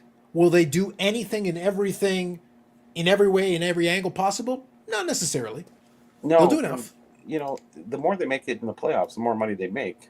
Correct. The more jerseys they sell, the more the arena they rent out, the more all these things. So it's kind of stupid for them going forward not to put a good team together. Or it's just.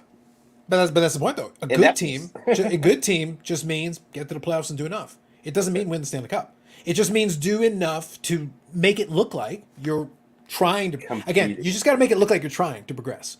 The goal is to do enough, as opposed to somebody else who might be like, I don't care what it costs. I don't care what we have to do. I don't care if we have to hire everybody's best scout and pay them 10 times as much as everybody else to find the best players. We will do whatever is necessary. We'll hire the best people and we'll pay them all the money because there's no salary cap on GMs or coaches or scouts. We'll pay them 5 times the going rate just to make sure we get the best people. Mm-hmm. Yeah, but going forward, you would think that, if the Leafs did win a cup, the merch would be through the roof. Like, that would be the expectation. I would think so. But they're making so much money now without even having to try.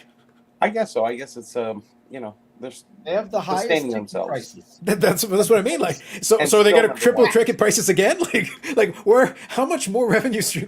It's not like they don't sell Leaf jerseys now. They sell plenty of them.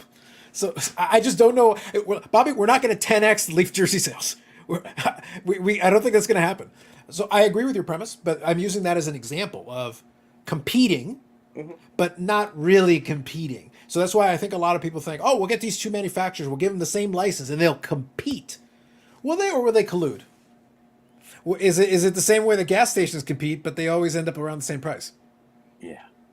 That I'm posing it as a question. I'm simply that shady one. He's always cheap. Sure, but I mean, the gas station analogy though is a good one, because in theory, aren't these gas stations competing with each other? In theory, they are, but in practice, do they not wind up right around the same price point? You might save a little bit here, a little bit there, but it's minor, it's small. It's literally like a penny. Yeah. But Eric, are you getting my point? Are you sensing what I'm putting? Are you picking up what I'm putting down here? Everybody just assumes that if we get this but those companies' goal is to make money. Pinnacle went out of business. They went out of business. Donruss Playoff went out of business. So yeah, they tried to compete, but they weren't running good businesses. No, if you did do the modern day version of competition, these companies' number one priority would be to stay solvent.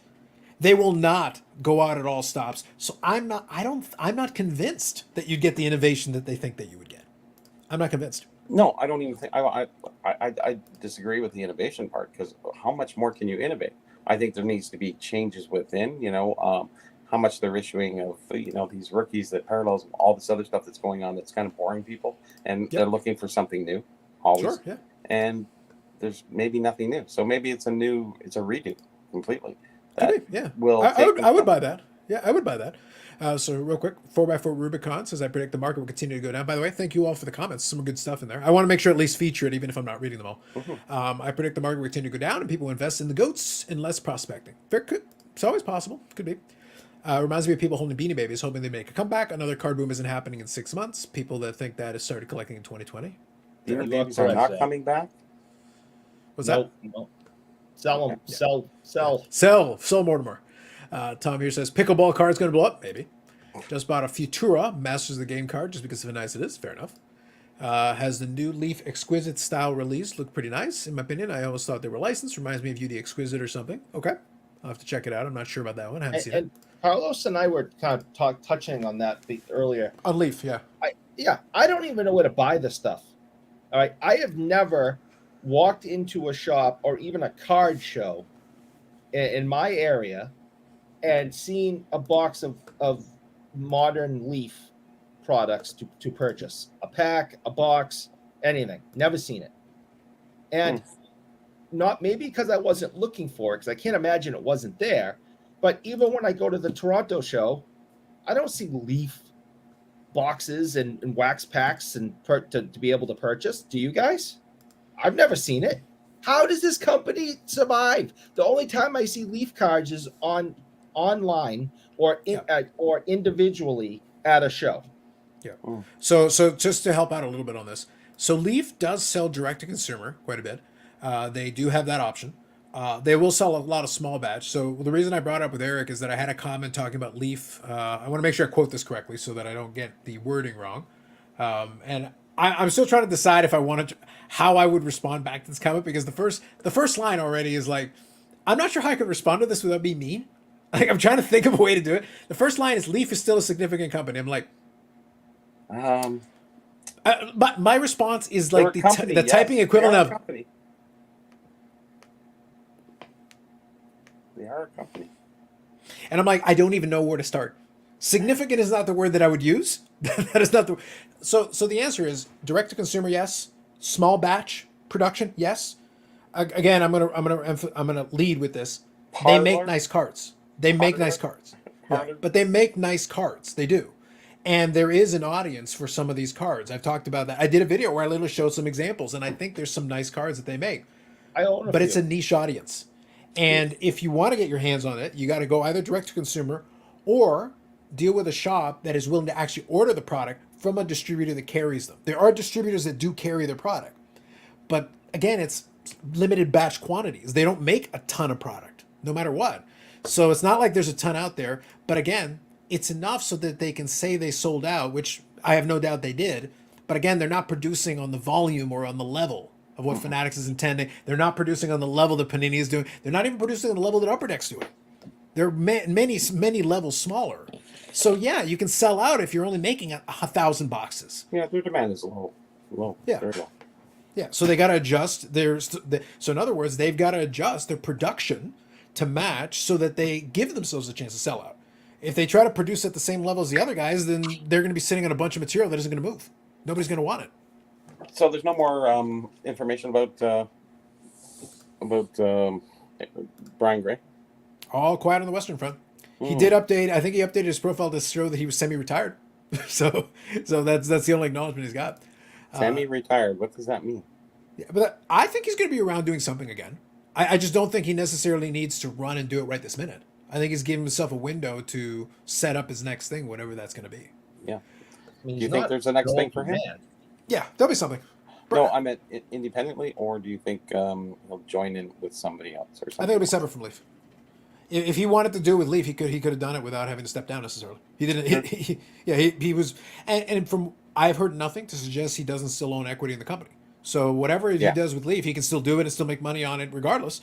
But he can let somebody else run it, and it still gives him time to be able to focus on other things if he wants to, and give himself a break because he might just want it. So there might be two things. There might be some truth to the idea that he does want to take a step back to give himself a chance to recharge his batteries and get a little bit of health. And at the same time, he might be scheming in the background going, hey, I'd love to try this. And if I can back away from this for a while, give me a chance to go back to the drawing board. I've got ideas. Let me see if I can find investors or somebody that would back me and work with me on this. And I could make a new thing separate from Leaf. So that'd be, again, I'm theorizing. No idea what he's doing really. But if I was to guess, I think he's scheming. And I think he's also taking a little bit of a break. Yeah. He's Okay. scheming. Yeah. Look, it's Brian Gray. I'm calling it scheming. And again, That's fair. as a patron saint of shadiness, I appreciate some good scheming. Mhm. But it's what's happening. It's scheming. So Damir says Carlos reading the Dallas Cowboys gospel. Exactly. But that's another good example. One of the biggest franchises, one of the biggest brands in professional sports. When's the last time they won a Super Bowl? I think it was 95. I want to say 95. Yeah, mid-90s. Yeah. For them, given that, really contending teams can be in the mix, they can stay in the mix for a really long time, but they haven't even sniffed an NFC championship in the better part of 30 years. True. They're doing just enough. They're always in the mix. They're always newsworthy. Stop me if that sounds like the Maple Leafs. Hey. They're newsworthy, but then they don't actually win anything. But they make a lot of noise, and they're constantly in the middle of everything, even though they're not. Ezekiel Elliott's now a New England Patriot. There you go. Come in if there's a cornhole insert set. There you go. Maple Leafs need to get it together. They've said that since '67. To your surprise, we haven't seen a lot of hot air balloon sunset and Allen Ginter. Eric might be in it for that. Hot air balloon cornhole, next X game event. Oh, I'm a St. Louis Blues guy. There you go.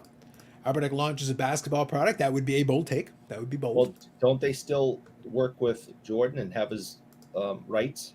I think they've got him and LeBron. So I think they can get autographs from those guys. So they can still do some stuff with them if they want. But how do you put him in a hockey set? Listen, I mean- LeBron could get skates. I mean, It's like a Bo Nose campaign. You could listen. If Jordan's willing to do it, you put him in a Chicago Blackhawks jersey next to Bedard and have a dual You signature. could do a photo shoot. Yeah, you could do one of those things. All right, so this one's here for you, Eric. Does Eric have any thoughts on the Upper Deck Boston Bruins team box set being released in December? really? I wasn't aware they still did those, but Yeah. if you want to give any thoughts, I'll be right back. Well, It's new and exciting. I've been aware of this for a long time because I got a phone call, and I'm allowed to talk about it now.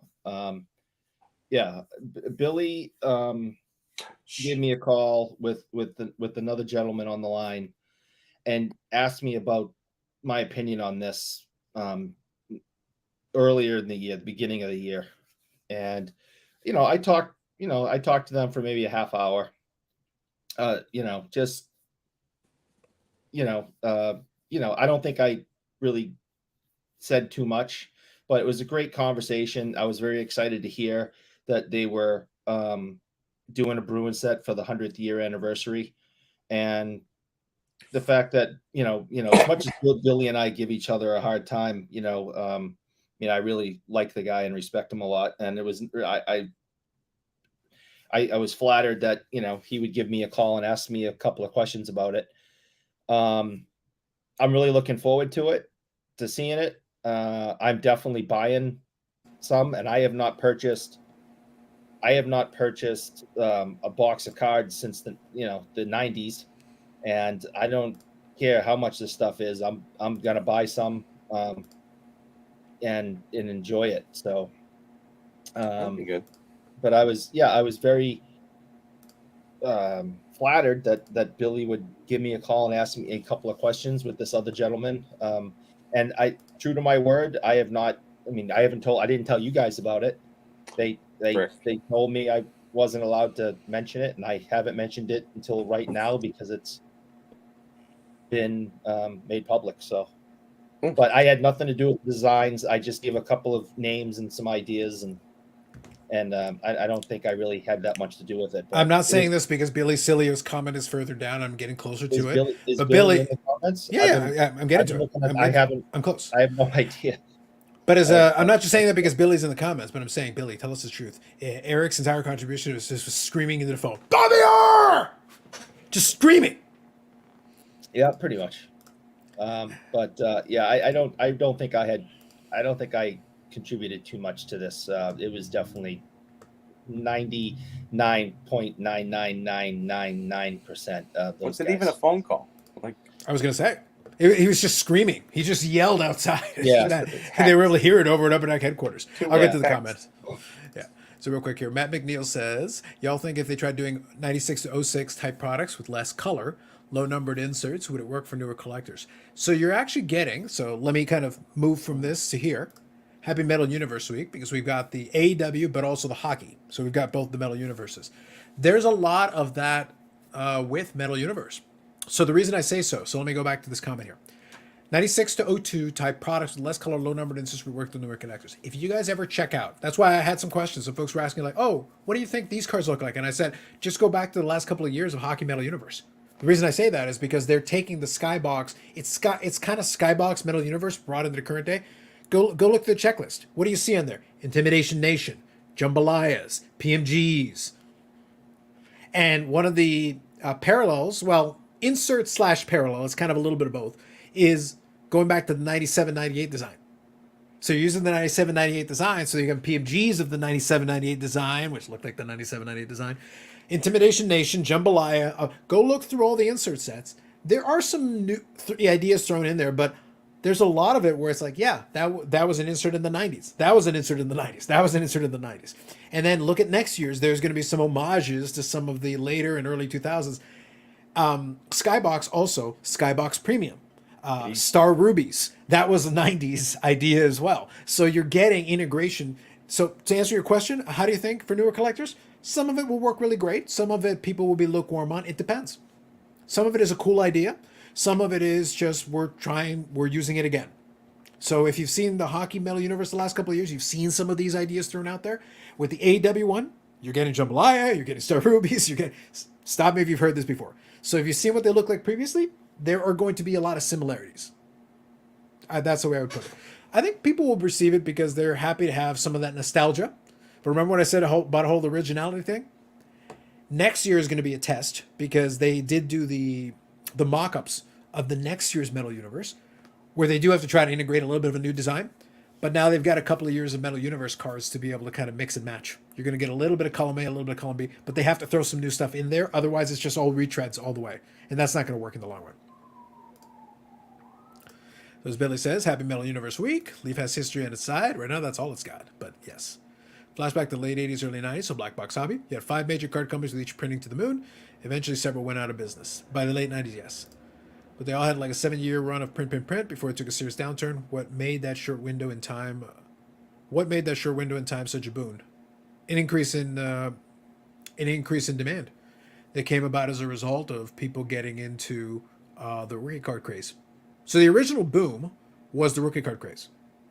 When a lot of these companies went out of business, the downturn was post baseball strike, hockey lockouts, the overproduction souring some people on it, and the convergence of these three things simultaneously all happening. Go look at the timeline. Go look at that 93, 94, 95 period.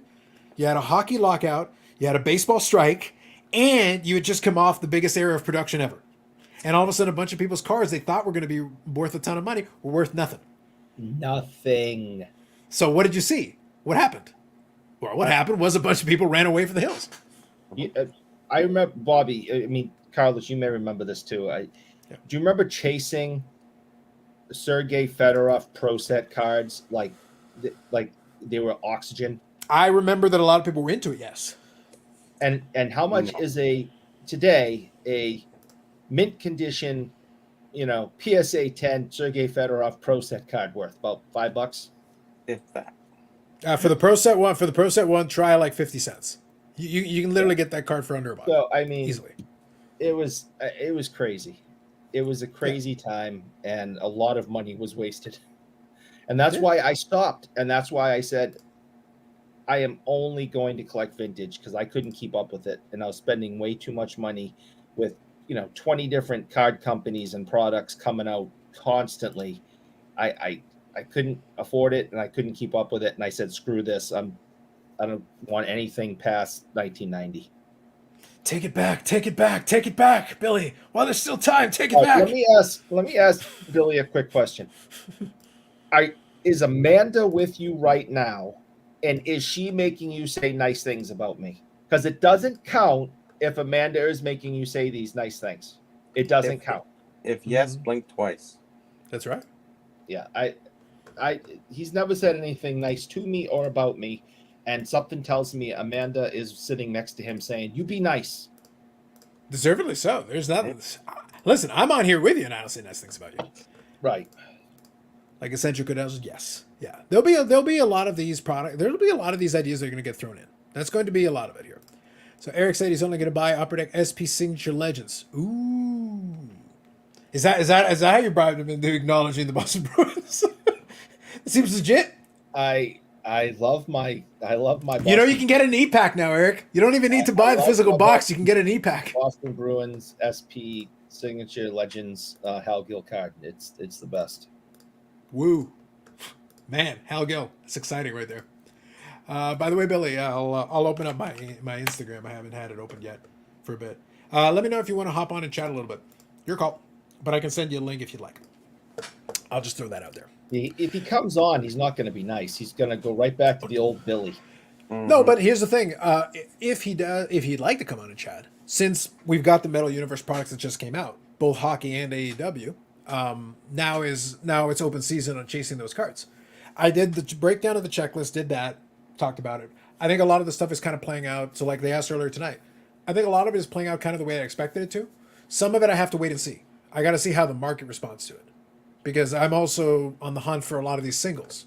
So I've got my safe searches and stuff going on, but right now, when a new product like that comes out, especially when we got nothing to comp it to, even if you have comps, you're going to have argument and debate. But what if you have something where really you don't have any valid comps? There's nothing you can compare it to that really matches up. Like right now, I can tell you there's a Dennis PC PMG right now, and they've got $1,000 or best offer, and I'm like, not on your life, not on your best day. Good luck with that. Let me know how that turns out. By the way, especially since this is the red PMG, and the green, which is out of 10, the red is out of 90, the green went for 500. So already, this is the rarer one, went for half that, and then we got to knock it down because this one's more common. It's a nice card, but we got to adjust it down. How much do you think my green Wayne Gretzky PMG is worth?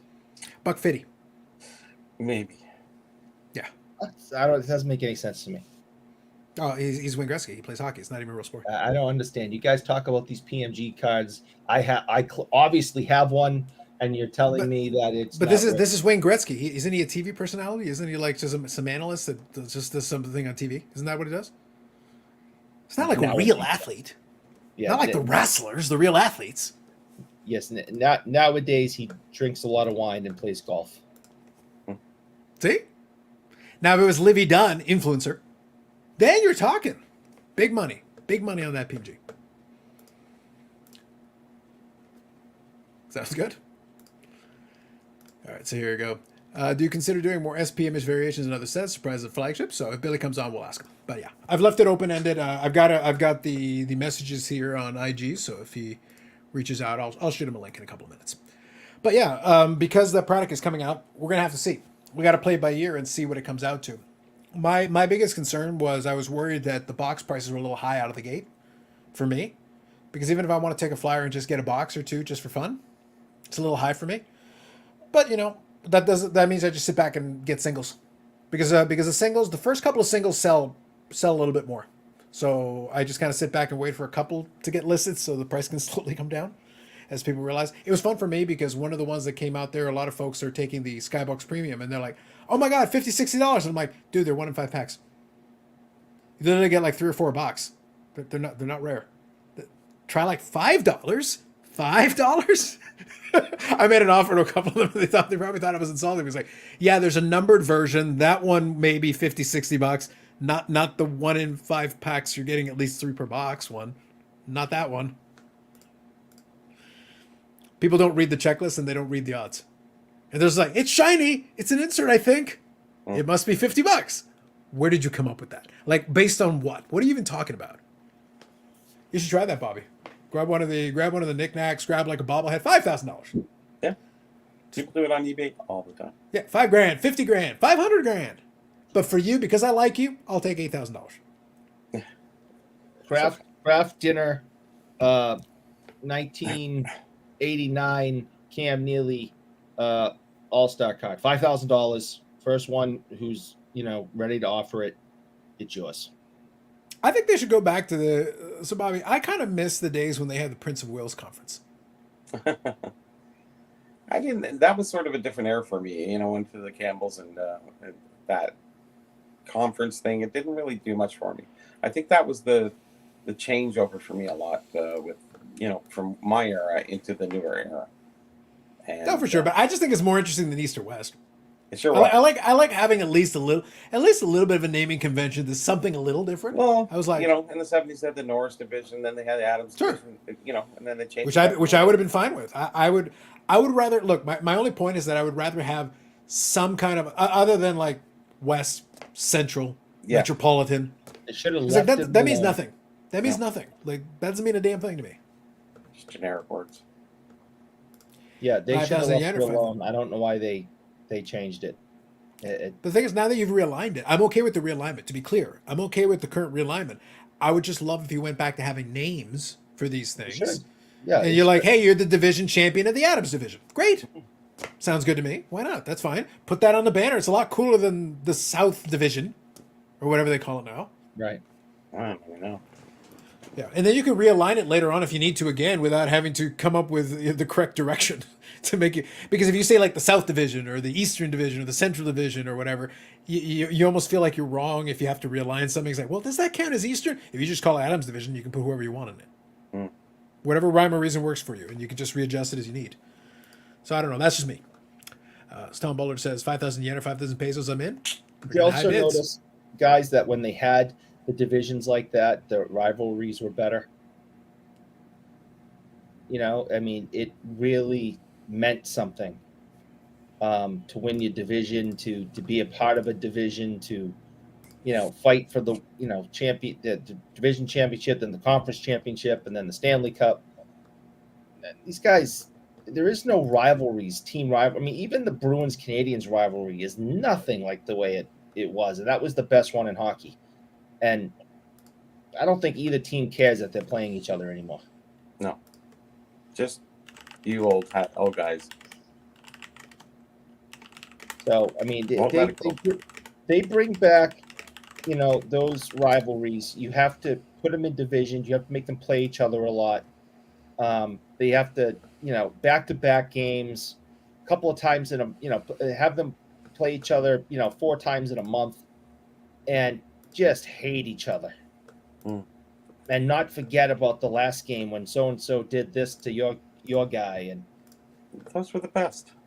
Yeah, that was so much better than what they have now. I know. It was the good old days.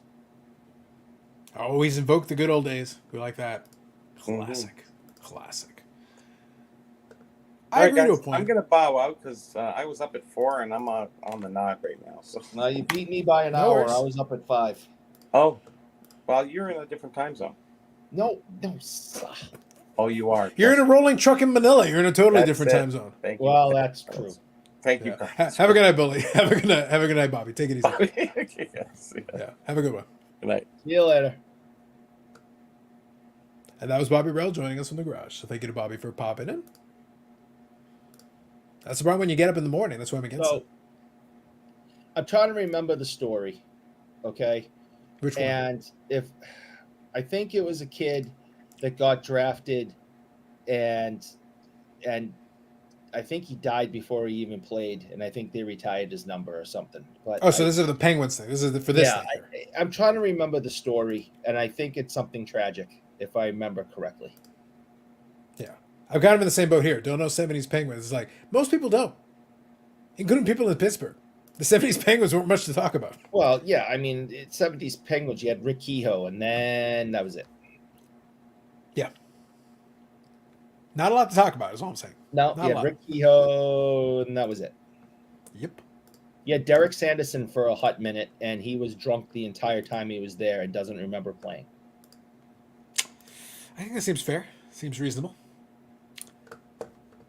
But yes. But so I'll leave that trivia question over for those of you who want to Google, who want to hit the Google. It's probably the only way they're going to answer the exact story, but I believe it's something along those lines, if I'm remembering right. But like I said, I've been up since 5, and I've had a very long day. So I think it's something tragic like that. Like the kid died before he played or something. Well, I think if it's some random number, I think that's usually how that goes. You're not going to just randomly retire a number, especially from that era of Penguins, if there isn't like a story attached to it. Otherwise, yeah, you're not touching it. So real quick, let me kind of play off that since you brought it up. So I'll leave you to touch on it if you want. But pre-show we were having a quick conversation about the university since we're heading into the fall now, starting up, and I was and I'm working on 2 things that may end up being pieces of content going forward. So I won't share too much yet, but I'll just let you know I'm working on 2 things. And you Eric, you know what one of them is, and that's something we got to talk about with a third party. So we'll get a chance to talk more about that later. But for now, one of the things that I was getting into is, number one, like I said, I followed all the Hard Knock stuff because I'm morbidly curious about this Jets. The Jets team this year is going to be interesting for me. And that's one. And then the other one is I found out that now you're actually able to sign up for an account and stream OUA, which is the college. So you can actually stream the collegiate things. And they've got a bunch of the schools around here, including your personal favorite, Guelph. Oh, sure. That's a real place. Yep. But last weekend, I actually watched the football opener. So, like, obviously in U.S., college football is obviously massive. It's huge. Here, not so much. Not here either. Nah. The fact is that I love the fact though that you could actually stream. I was able to watch the game, which was awesome. I was like, oh man, hold on. I'm like the only person who gives a shit about this. I'm like, yes, you know what? Let me watch this thing. And the only television they've got is Rogers local TV. So I was like, oh, high production values, y'all. High. Oh. For the first 2 quarters, Eric, the scoreboard wasn't working, so the commentators didn't know how much time was left. They kept having to send somebody relay them down. It's like how much time is left in the second quarter? It was so good. It was so good. I loved it. I enjoyed it. You go, good Eric goes Montreal news that I live there. There you go. I love it. So the good memory, because I'm correct on the Pittsburgh thing, and I don't understand it's Montreal news. And I guess so. That's the only thing we were discussing on that. I'm not getting it all. I'm sorry. Yeah, no, it's all good. Yeah, but Paul, I wish I was going back to golf. That'd be a lot of fun for me. But I just love that the play-by-play commentators were struggling to call the plays while not knowing how much time was left. And by the way, one of the guys' microphones wasn't working.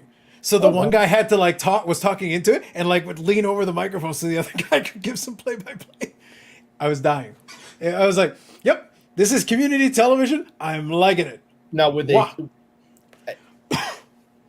Again, I can't remember the details. It's like trying to tell a joke and you can't remember the joke. But if you remember, like a year or 2 ago, there was like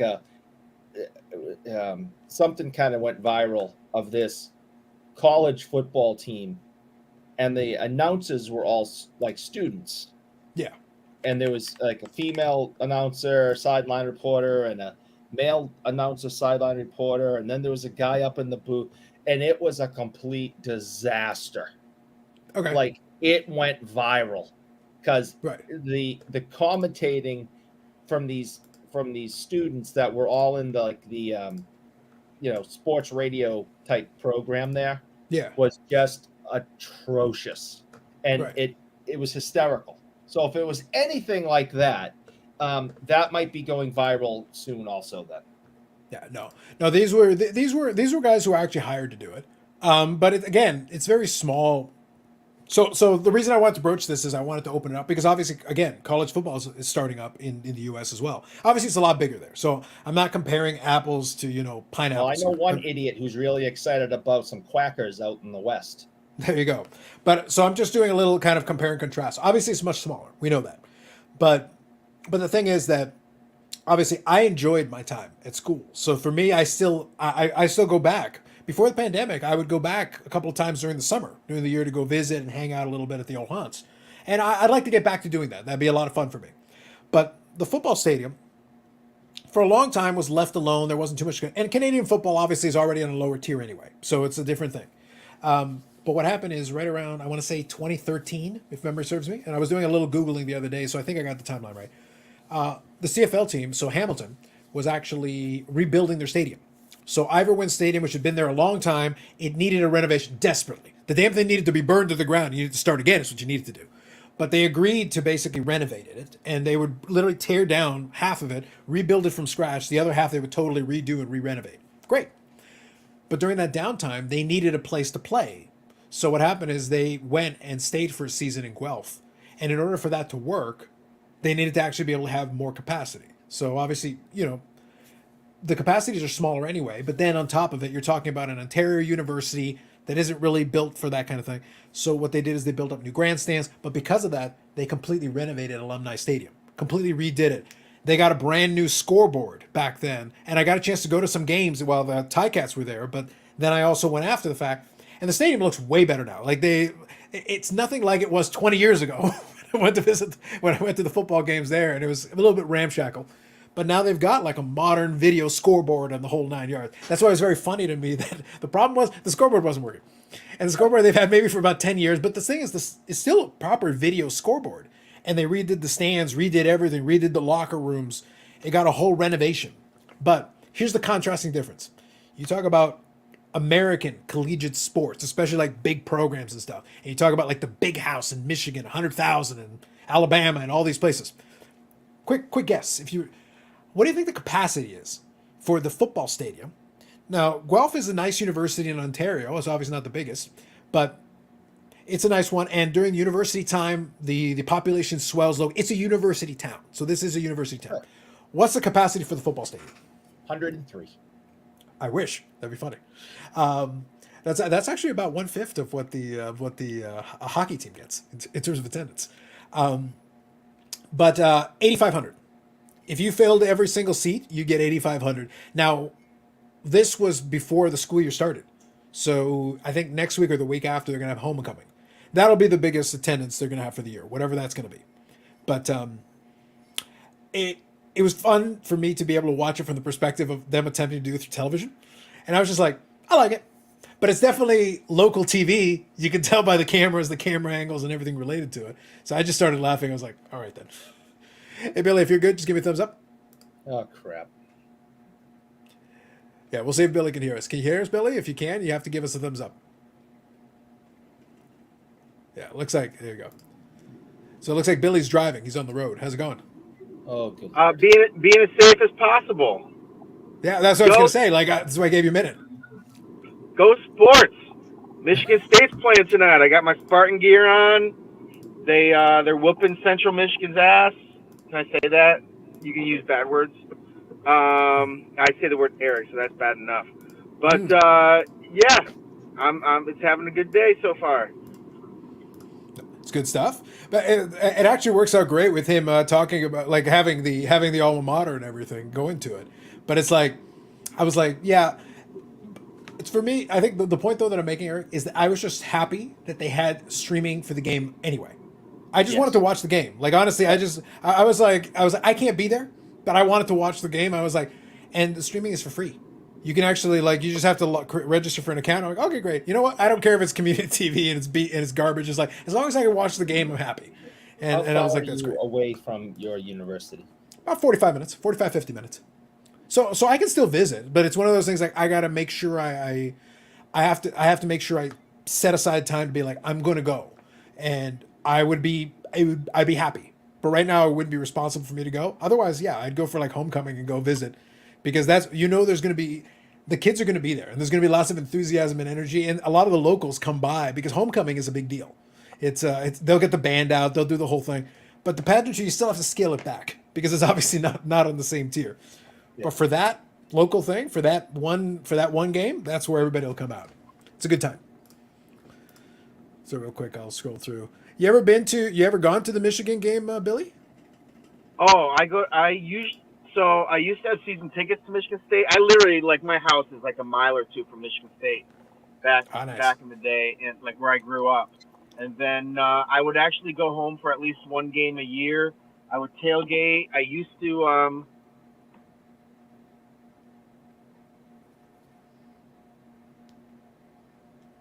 See, Billy's joining Aaron Rodgers in the darkness. I didn't have it, so I would lie and say I'm setting up for my boss, and they would let us in. And like, he'll have the pass when he gets in there, and we would tailgate right next to the stadium, and it was a blast. So yeah, I'm a big Michigan State. It is the darkness. Yeah, that is the darkness. I wonder if he believes in a thing called love. Oops, what happened here? I don't know. You've gone in the darkness. You joined. Is Aaron Rodgers there? Can he give us some updates from the Jets training camp? Just a second. What happened? Yeah. While you're doing that, Billy, I'll get you to join us back here in a Are second. you smoking peyote with Aaron Rodgers in the darkness? There you go. So while Billy's doing that, so real quick, let me see if I can unmute him. Yeah, you're gonna have to unmute yourself, Billy. You're muted right now. Yep, internet is poor. There you go. So let me read a couple of these comments here, Billy, and we'll come back to you here in a sec. So Tom says, was it Guelph versus Mississauga? Yes. So the reason the reason that was doubly good for me, Eric, is that I actually applied for both Guelph and Mississauga when I was originally going to school. So I was accepted to both, but I didn't want to go to the University of Toronto, Mississauga, because they have the campus here, and that campus is actually maybe about a half-hour walk from me. So I can literally walk out the front door and walk up the street, and it's there. And if you take car or bus, you can be there in 15, 20 minutes. So it's super close by. But I was like, yeah, I didn't want to go to school here. So as soon as the other acceptance came in, I shredded the University of Toronto one. So the fact that they were playing each other, I was like, oh, I definitely want to watch this game. And Guelph beat them soundly. I enjoyed it greatly. So Josh says, wait, did you just hint the Fanatics is buying you out? Not yet. And no, I'm not hinting at that. if they were, I'd give you a heads up, but no. In case Go you ahead, guys wondered, my view from my apartment. So there it is. Okay, hold on. We'll zoom a little bit. You can see the ocean out there. Oh, all right. There you go. Yep, there's the view. Nice. Wow, Josh, man, that's some up and deck money right there. I know. Oh, Woo! Just as I remember driving to Guelph to watch the Ticats. Yeah, it was a good season though. I did enjoy it. I got a chance to go to a couple of games over it. Look, for me, it was a good excuse. Like, I don't give a crap about the Ticats, and I really don't care about the CFL. But it was a good, legit excuse. And my buddy's a Ticats fan, so he had tickets. So to me, it was like a good excuse. Like, yeah, okay, I get to go back to Guelph and go visit Alumni Stadium. And like I said, they had just renovated it in order to make it viable for the CFL. It was a good win-win. They needed a place to stay for the season. They needed while they were renovating the other stadium. And they basically agreed to pay for renovations to get the stadium up to snuff. And I was like, it's a win-win. You didn't have to ask the alumni for the money and everything, and the football team paid for it, and then they got an upgraded setup at the stadium. Awesome. I know Josh's last comment wasn't very incendiary, but I still feel like I need to say, shut up, Josh. I think that's fair. So Okay, brings back that local access cable TV. Yes, no doubt. So this was the answer here. Michel Briere was the answer for the person who died in Montreal. So there you go. Scrolling through. Complete random guess. Yeah. Got Mississauga out of thin air. It was a good guess. We had the university. It was the University of Toronto technically, but we've got a Mississauga campus here that some of my buddies from high school went to. So I visited the campus, but it is fine. It's okay. But the problem, it's Mississauga. I didn't want to. I was happy to go 45, 50 minutes out in order to get a little bit further away. So Billy, let me kind of ask you. Let me bring you into the conversation here a little bit. I wanted to talk a little alma mater since I was excited about it, and I'm looking forward now. Now that I know I can watch the game streaming for free, like it's fantastic. I'm going to watch some games this year, so that's going to be great. But it is Metal Week, so we've got the new Metal products coming out. So, Billy, how many? You don't have to reveal too much if you don't want to, but how much Tay Conti stuff we got already? Have you already picked up your first items? What's going on? I'm waiting to see what the market does. You know as well as I do. There's a few crates at the beginning. If I can find some deals, I'll get some deals. I've got a few, I got a few base cards and some inserts and stuff. But I am waiting on the big dogs because I think they'll like. Here's the thing, and you know this as well as I do. So there's, you've got red PMGs. There's 100 of them. Mm-hmm. They're going to be out there. So is it 100 or 90 though? Did you guys do so just out of curiosity, did you do the 10? Did you do the 10 and 90? So the retros are 10 and 90. Okay. And this is what we're doing now as a company, just because it's so well. We still make it confusing because we do the retros, but it's confusing for people. So okay. For our regular PMGs, it's numbered out of 100. For the greens, it's numbered out of 10. For the retros, it's 90 and 10, and the first 10 are the greens and the. Okay, so for the retro, you did the old numbering style. Okay. Yes. Kind of felt we had to stay true to that. So that's what we've been doing in multiple products now. I think it's the same way in hockey also. So, but I seem to find better deals later down the road, if you know what I mean. So, no, agreed, 100%. Yeah. I have to be patient. But the thing is, there's those, when you see those greens, those don't pop up all the time.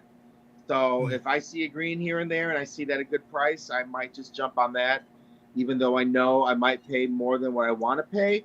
I also know I won't see those very often. I still have yet to see, I'm not even joking, I still have yet to see a high gloss the first edition Ty Conti base card. I've never seen one. And I'm one of the biggest. I'm probably not the biggest, because there's guys that have 1-on-1s and this and that, and I have some very rare ones, but I haven't jumped on any 1-on-1s yet. But I'm one of probably the top 5 Ty Conti collectors for AEW, and I have yet to see a high gloss. No, they haven't come up a lot. I'll be honest, they just haven't. I can tell you there was a Brit Green that sold just the other day. Yeah, that one came up almost immediately. They started at 1,000. 1,000 was the ask, and then somebody made a $500 best offer, and they just took it. Yeah. And there's a red on right now as we speak. I saw the red retro of Ty, and a guy had it for a reasonable price. And unfortunately, I'm going to be kicking myself, because you know how, like, when you go to a card show, you say, oh, if I don't get the first date, I'll be there later. And someone ended up picking it up. But I got the Burbank card show I'm going to tomorrow, and I just kind of want to, I give myself a specific amount of money that I can play with. And I didn't want to jump at it immediately, because I know there's going to be 99 more of those. So I decided to kind of hold off, because I'm going to be at Burbank tomorrow. Yeah.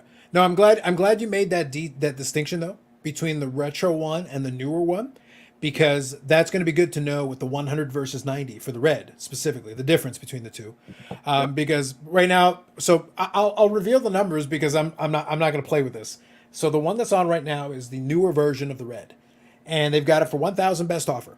And I made an offer for like 250, 250-ish. And they came back with like 725, but it's for the red. And I'm like, no. Yeah, I think you're asking a bit. When the green went for 500, you're asking for too much. Settle down. But that's right now. That's why I say early days. The first couple that are going to come on here, people are going to be out of their minds. They're just going to come up with crazy numbers that came out of thin air, and they just like, what's the biggest number I can do? And they're not going to be in a hurry to try to move it too quickly. But that's with any new product. That's the case with a lot of these new products anyway. The thing with Metal Universe AEW, and it's interesting. I can't. I don't think I've told you the story, but like Before you continue, I Billy, don't- I'm just letting you know there's a little bit of static that you got on your end. I'm not sure if it's coming from anything nearby, but I'll just let you know that you got a little bit of static coming in through. Okay.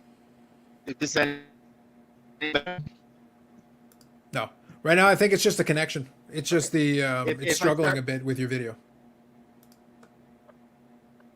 Okay. Is it any better now or no? Nope. We gotta get you. We gotta get you on that local internet, Billy. We gotta get you hooked up, buddy. I know. I gotta get see somebody's harassed Wi-Fi. all the time. I have certain spots in my apartment that are good and certain spots that are bad. Let me move to Yeah, a no good worries. spot. Yeah, no worries. Take a Is it second while you're better? doing that. Hasn't kicked in yet. So far, still a little glitchy. We'll give it a second. So first, I want to make sure I cover this. Stu, good evening. 357, good evening. Tom says, picturing Carlos in his college gear, Mr. Burns. I wish I had a bunch of college gears back at the time. Like, I already covered that, you know, I got the infamous. But actually, I got my sweater here. This one actually has the logo and stuff on it. But I'll grab something actually while Billy's getting himself situated. I'll quickly read I Hockey told you that 99 my Expo. college doesn't exist anymore, right? The COVID. Your college killed- never existed. You never graduated. Don't lie to the people. Yeah, it died. Hockey 99 says, Carlos, any thoughts on Cardboard deleting their Twitter account after questions surrounding Michael Jordan jersey? Yes! I don't care. Yes, if you had any thoughts. Yes, I don't care. Is this better? That's my thoughts. That's my thoughts. I'm not Go to Burger familiar- King. I'm not familiar with that story yet, so I Yeah, you're still a little bit slow, Billy. Talk. Let me just hear you. Can you hear me any better? Nope. You're basically a still image that occasionally moves. No. Yeah, so give me a second while I do it. So Eric, go ahead. Give the story about. So you're saying the school doesn't exist anymore. You burned it to the ground, allegedly. So why doesn't it exist anymore? You know, it's a small school, but it's one of the oldest schools in North America, Becker College, and unfortunately, due to the issues with COVID, the school just decided it had to close its doors after 100 and something years, and so I don't even have a college to go back to for homecoming. Because the college doesn't exist anymore after 100 and something years. Somehow that seems beautifully on brand. I'm not gonna lie. So since Tom brought it up, I still got my fitted. So that's the Griffin. Now here's the thing. They gotten cheap on it, by the way. I blame them for this. I'm still very upset about it. They don't have this is one of those fitted caps. And these are good. These are the new era fitted caps. These are nice. But I've had this for years and years and years. Thankfully, it's still in good shape because I haven't worn it into the ground, and I shouldn't because they don't make them anymore. They literally don't make fitted ones anymore. I'm like, guys, I will buy 10 of them if you sell them to me. I will buy 10 of them because I love that logo. Yeah, it's good. Now you just think of the hockey team and think of the gigantic crest with that logo. Think if they had like a collegiate product. Think of that patch. Right. It would look fantastic. That'd be amazing. Like boom. Like I love this thing. Happy I bought it because thankfully they don't make them anymore. So it's very annoying. Yeah, it's actually working much better for you, Billy. Now that video is much better. Okay, cool. I'm in the right spot then. Yeah. So AEW Metal comes CPAC as well. My understanding is it will. Is that right, Billy? AEW Metal will be back next year, yes. Perfect. Thank you for that. 2023. 2023. So you mean next year's Metal or next year? So there's another AEW Metal coming out, and hopefully Yeah, the 2023 that will come out in 2024. Yes. Yes. Just like we Nice. planned it. No doubt. No doubt. Billy, have you considered just giving up and skipping a year and just calling this one 2023 and calling the next one 2024 and being done with it?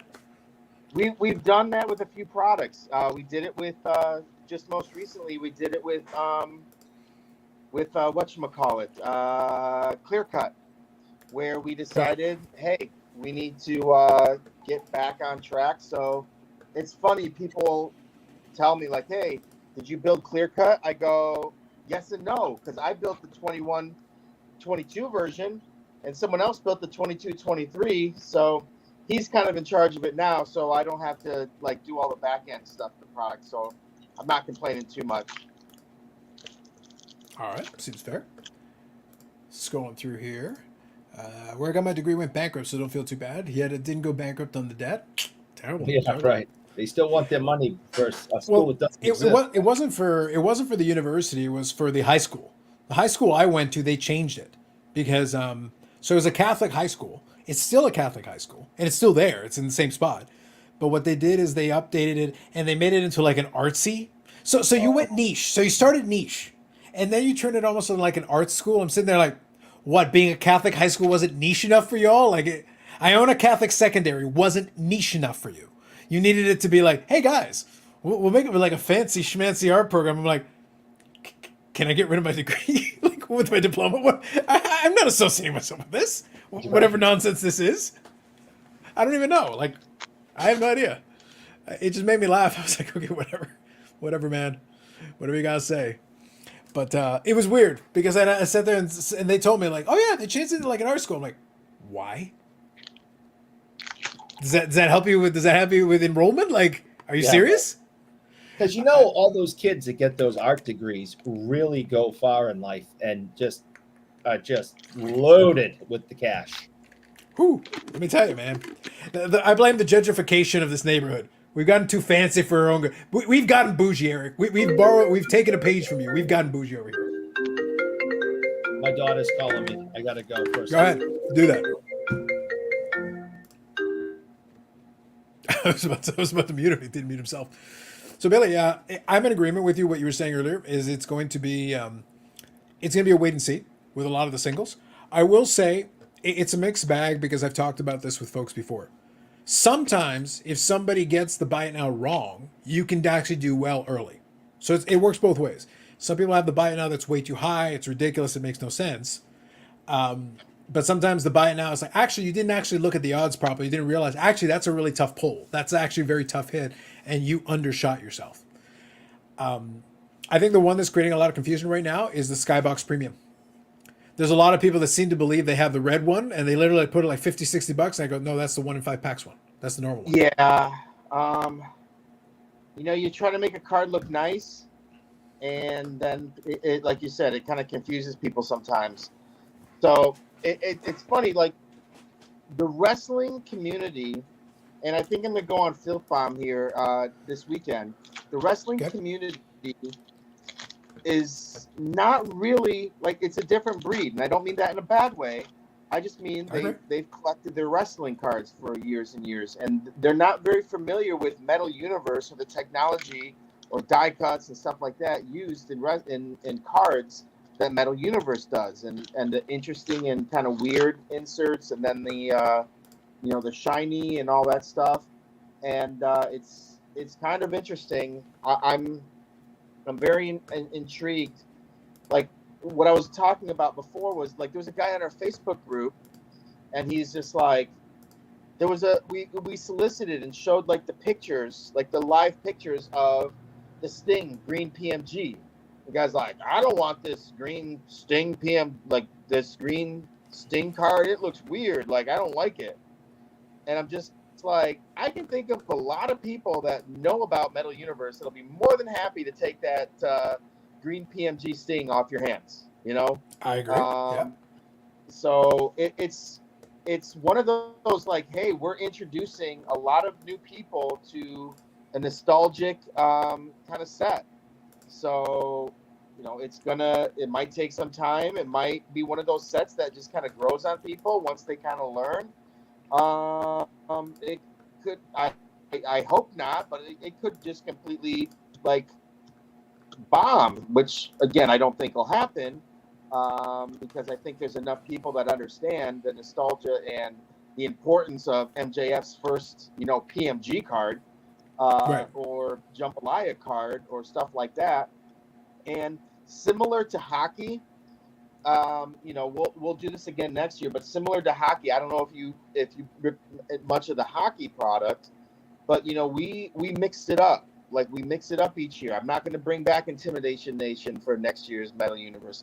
I'm not going to bring back Palladium, or if I do, it's not going to look like, I have some examples. It's not going to be like the vintage Palladium card design that people are used to. It's going to be a brand new design, which you saw in this year's hockey, which you saw, we always have a mix of old and new. Like I want to give my designers an opportunity to kind of put their own stamp on some iconic designs.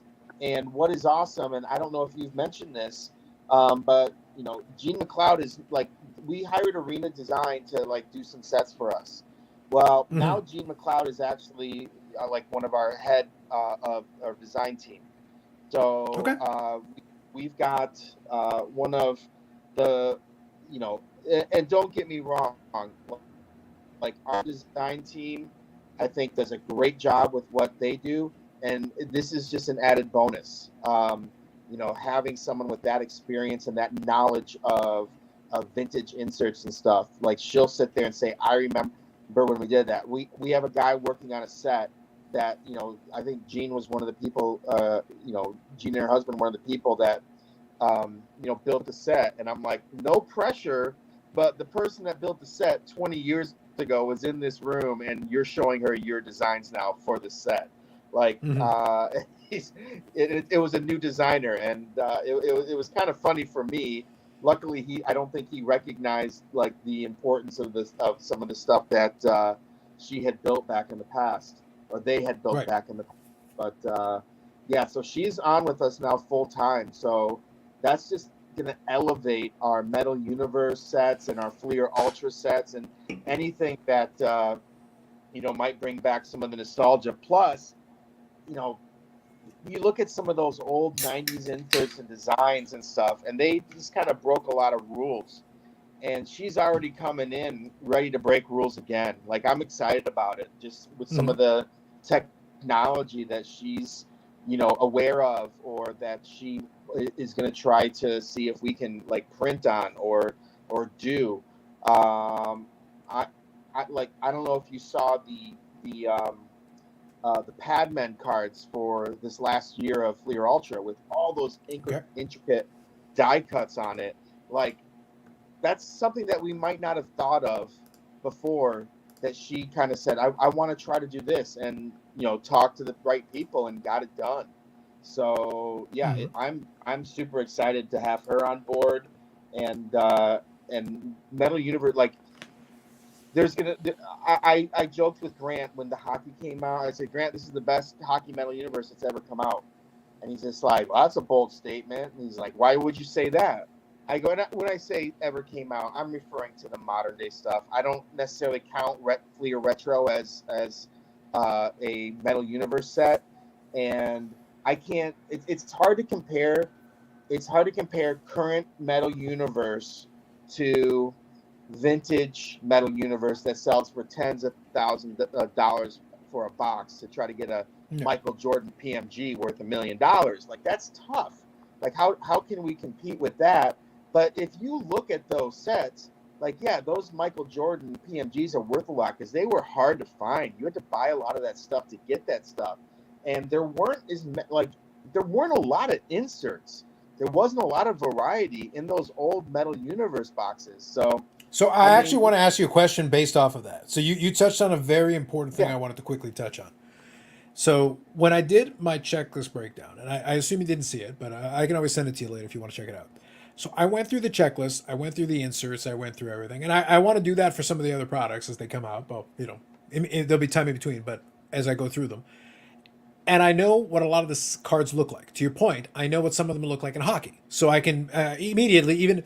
And by the way, whoever is in charge of taking the pictures, they need to look at them a little more closely, because I looked at some of them and it's like the Palladium looked like it was completely blown out. That image looks like, I know what that Palladium looks like, and you showed one in your hand. It's see-through, it's acetate, it's got that, but it just looks like this big white blown out mess on the way the picture came out. And unfortunately, that's what's getting presented. But I'm like, I know what it's supposed to look like, so I can get past that because I know. But if you just show somebody who has no idea, they're like, oh my God, this looks terrible.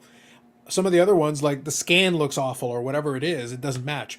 Planet Metal, I know what that's supposed to look like, so I can adjust it in my head very quickly. I understood some of the sets. We've had the joke in the debate about some of the die cuts and some of the thing, like the merch, not my deal. But you had the same thing with that cheese card. The name escapes me, but it's the same kind of deal. But I get it. Okay, go ahead. Sorry. Yeah, no, but I'll explain what I'm trying to say. So inside of the box, you went the opposite way of what you just said. You went the case where inside of a 15-pack box, you're going to get the one per pack high numbers. So you got the short printed high numbers, and then you've got like 14 or 15 inserts in a box. So it's almost like, I think it's almost like an insert a pack, effectively, with the way the odds work out. Yeah. Which is good in a way because it gives you a lot of variety, but it also means it bumps up the amount. So like minus one of ones, Britt Baker has 39 cards in the checklist. It's a pretty sizable checklist for that one. And I'm not counting the one of ones. But then you got the PMGs, but you got 3 sets of PMGs. You got the high number PMGs, you got the low number PMGs, and you got the retro PMGs. So just using one example. Some other characters will have different configurations, but it adds a lot of stuff to chase. You don't have to get everything. I'm not necessarily going to chase it as a completionist, but it ends up being a lot of volume. And it's almost like there'll be people that like certain sets, people that will collect certain sets and do all that. But it's almost so much noise that don't you lose a little bit of it when you throw so much into it? It's the philosophy thing, right? If you throw enough into it, you feel like you're getting value when you're doing breaks and the pack has some stuff other than just base cards. So that's cool. But on the other hand, there's just so much stuff in a box. If everything is special, is anything special other than the really, really tough pulls? So I know you're talking about wrestling, which obviously was built a few years ago. And I would compare that this year's AEW to last year's hockey. And I think what you'll see in this year's hockey is a lot more, and I still think there's a great deal of variety. When I look at competitors' product, which I collect wrestling cards, period. When I look at competitors' product, I don't think there's a lot of variety in some of these sets. Sure, so I like to I want variety. I want set collectors. I think someone is gonna try to collect all of these little mini T-shirts. I really do. I know that it's kind of cheesy. You might consider it like the cheese cards, but I think it's kind of a cool little. Did you really have to do a gold version though? Really? A numbered version. I understand. If you want to give me crap about the Bonzo Gonzo, okay. I would. I'll take it. I'll take the crap on the Bonzo Gonzo. It's kind of funny because it's supposed to refer. It's a wrestling phrase or whatever. It refers to like just madness in the ring. And the funny thing is, the guy from AEW is just like, it was. I think I was talking to Excalibur. He's like, I've never even heard of this. And he's like, I was about to say, I have not heard of Bonzo Gonzo. Who the hell did you get that from? I'm just, when I look for insert names and stuff like that, I'll look up a bunch of different things, and that came up. I'm like, oh, that sounds like a cool insert that I could do a funky die cut just because of the phrase, the name of it, and it's not horrible, but it's probably not going to sell for $1 million. And then, like turning up the heat's kind of cool. Feeling the love is I thought it was a cool insert, but unfortunately it didn't, in my opinion, it didn't get executed.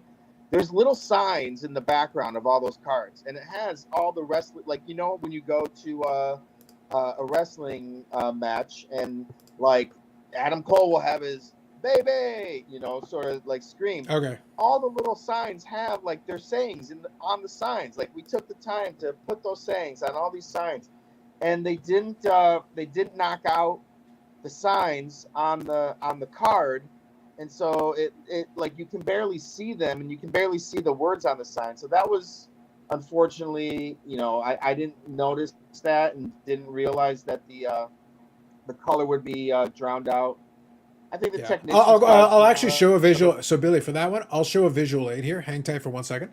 I want to make sure I also acknowledge. So I see Randy Tim's comment. I read it. I will come back to it. So hang tight, Randy. I'm not ignoring your comment. I promise. It is a little more critical, but I want to make sure I read it. I want in the spirit of fairness, and I want to make sure I include it. Michael Ham says, I want to break rules. I get you. Not to be confused with the Beckett less than a lifetime to ruin your company award. I don't know if a Dr. Beckett award means that much at this point, given where the company sits, but I get your point, Tom. Not just the PMGs, but 97 Metal Universe is the best set because they kept the insert special and cool mostly. So that's from Paul. Tom loves Planet Metal. Go to check out the article on Breakout Cards about a set. Some guy I know wrote it. Shameless plug. We appreciate that. Fair enough. Great idea for die cut, Billy. Shape of a ladder, like cheddar barbed wire. Oh my God, shaping a ladder. That'd be a lot of die cuts. So let me show since you brought up the set. Let me show a picture here. It's going to be a little bit further back, but you guys can see it. And that's actually a good example of what we're talking about. So this is a bunch of the cards. This is the feeling of love. So there's a bunch of them. But here's the thing. To your point, from a distance, just looking at a bunch of them beside each other, you can't really make out the little signs unless you look at the individual card a lot closer, to your point, kind of from what you're saying. I think also you use a lot of this kind of this sparkle pattern. I don't know what the name of the specific one is, but I think this is similar to Intimidation Nation, where you've got kind of that sparkle pattern in the background, or am I off on that one? Well, when you build forms and when you build sets, they come on what we call like different size sheets, and there's like 100 up sheet, which means 100 subjects on it, or there's 90, or there's 110, or there's 18 or 42 or whatever. And the one that almost all companies use more than anything else is 100 up forms. And so it's just like, okay, well, let's get some shiny, sparkly inserts in there. Those cards, here's a little industry secret, like those cards are printed on the same form. And so they use the same technology paper. And so like you'll find a sparkle card, I think, one of those per box. Now, there's 3 inserts. Like you were talking, people are talking scarcity and stuff. There's 3 inserts on that form. And you're going to get one of those cards in a box out of 100 cards. So that's not an easy set to collect. Another insert that's pretty hard that we brought from hockey is the Metallics insert. Not to be confused with Metal X, which everybody calls it, but that's my mistake. I'm trying to be clever on an insert name and thought Metal X, I could call it Metallics because we're using like a metallic type of paper on it, but everybody calls it Metal X. Those are one per case. And like in hockey, like the first series, I think was 100 subjects. So you had to buy like 100 cases technically to get like out of 100 cases, you're going to get, if you get one of each, like that's 1 per 100 cases, you're going to get a Connor McDavid Metallics card. And it's somewhat similar, like whatever the checklist is, 1 in however many are in that set. It's either 30 or 50. I can't remember off the top of my head. You're going to get that Metallics card. So I think it's 50. So those are rare cards. And I think down the road, when people are going to try to like collect people, like their wrestler or whatever, they're going to realize years from now, hopefully not years from now, but in the future, like, wait, there's not as many of these cards. Like these aren't that easy to get because there's not many of them. So yeah. Well, I think your point. I think the size of the checklist with the odds is what makes that a lot of a tougher pull, because it's a 50 card checklist. Yeah, because it's a 50 card checklist to go along with 1 240. So 1 in 240 packs for 1, and then 50 card checklist to make it very difficult to pull. So I agree with that. I think, and what I'll do is I'll read the comment now, just so we got it on here. We'll talk about it. So Randy Timms here was saying, I think this is a single set. Breakers can't fill breaks of AEW Metal. I'll have to assess that for myself, but I'll just read the comment as is. The checklist isn't strong enough and too top heavy. Odds of hits are way too low and cut in half by EPAC. So I'll throw in a quick comment on the last part. EPAC doesn't change the odds. It's the same odds. It's spread out over the entire print run. EPAC is part of that odds, but that's always the balance between what cards end up on EPAC and what cards end up in the physical boxes. That's always been a discussion point. Now, as far as filling breaks, I have no idea. I'm trying to find out. I actually would like to know a little bit more about breaks. The product just came out, but this would be my question for you, Billy. And this is one of the things that I assessed when I was looking at the checklist. I don't think it's whether the checklist is strong enough or not. AEW has one disadvantage, and you can comment on this as much or as little as you want. My opinion is that AEW is always going to struggle with a checklist for now because AEW doesn't have a list of legends they can go to. If you need to fill in or get more cards in there, WWE can just say, oh, put in Stone Cold Steve Austin, put in Hulk Hogan, put in Brutus the Barber Beefcake. And you just grab some people and throw them in some inserts or something and be like, boom, there you go. AEW just started as a company 5 years ago. They don't, we've got Sting, we've got Billy Gunn, but those guys made their name elsewhere and then they're working in AEW now. So you've got they're legends, yes, but they're not AEW legends because AEW, AEW doesn't have a WrestleMania 1 in 1985. that the company hasn't been around long enough for that to be true. But you got to look basically with AEW, you've got to almost look at a current roster and a roster of people who have made maybe their name elsewhere and then are doing things in AEW as well. So it changes the composition of a checklist. So when I'm looking at the top tier guys, I see MJF, I see Adam Cole, I see Britt Baker, and I see some of these folks. And you're going to have player collectors for all of these folks. That's going to be part of the game. But you're not going to have as deep a checklist because there's some talent, and this goes into the AEW's product. That's more their thing. They're not promoting all the talents necessarily enough to make them big enough stars where it doesn't feel like it's top heavy because there's only so many people that get featured. Do you get what I'm saying on that? Agree. I agree, and that's another reason why it's important to have a variety of inserts and stuff like that. That you can have multiple cards of Britt Baker and CM Punk and MJF and Danhausen and all those and Ty Conti, of course, or Ty Mello, sorry, of all that. That's another reason why it's important to put multiple inserts so that the people can get more stuff. I will say, breaks, that's kind of weird. You're only dealing with 32 teams when you break hockey. You're only dealing with, in the 30s, you're dealing with baseball and basketball. You're dealing with 100 wrestlers when you're trying to break wrestling. Technically, if you're going per wrestler, it could be more than that too. So, you can sit there and say, oh, well, breaks don't fill up. I'm not sitting there watching millions, daily breaks of any wrestling product that comes out. They'll be it'll be hot initially, but am I seeing breaks of other wrestling products on the daily? No, I'm not. And I don't expect Metal Universe to be broken on the daily. But I think there'll be a lot of personal box breaks. I think there's an element of that. So let me speak to that a little bit, because I have been following a little bit on the WWE Select product, and I've got a few characters that I'll chase, and I know some of them. These are not big breakers; these are smaller breakers, but I know that they're able to fill breaks for 2-case break 2 or 3 times in a week. To your point, it's not daily. You're right, but if you can fill a break 2 or 3 times in a week with it, I think maybe where my challenge is, and I'm not. This isn't a criticism. It's an observation at the moment. My concern was Metal, I think, was going to be an interesting product because I think some of the inserts are really good. I think the PMGs are going to be a big draw.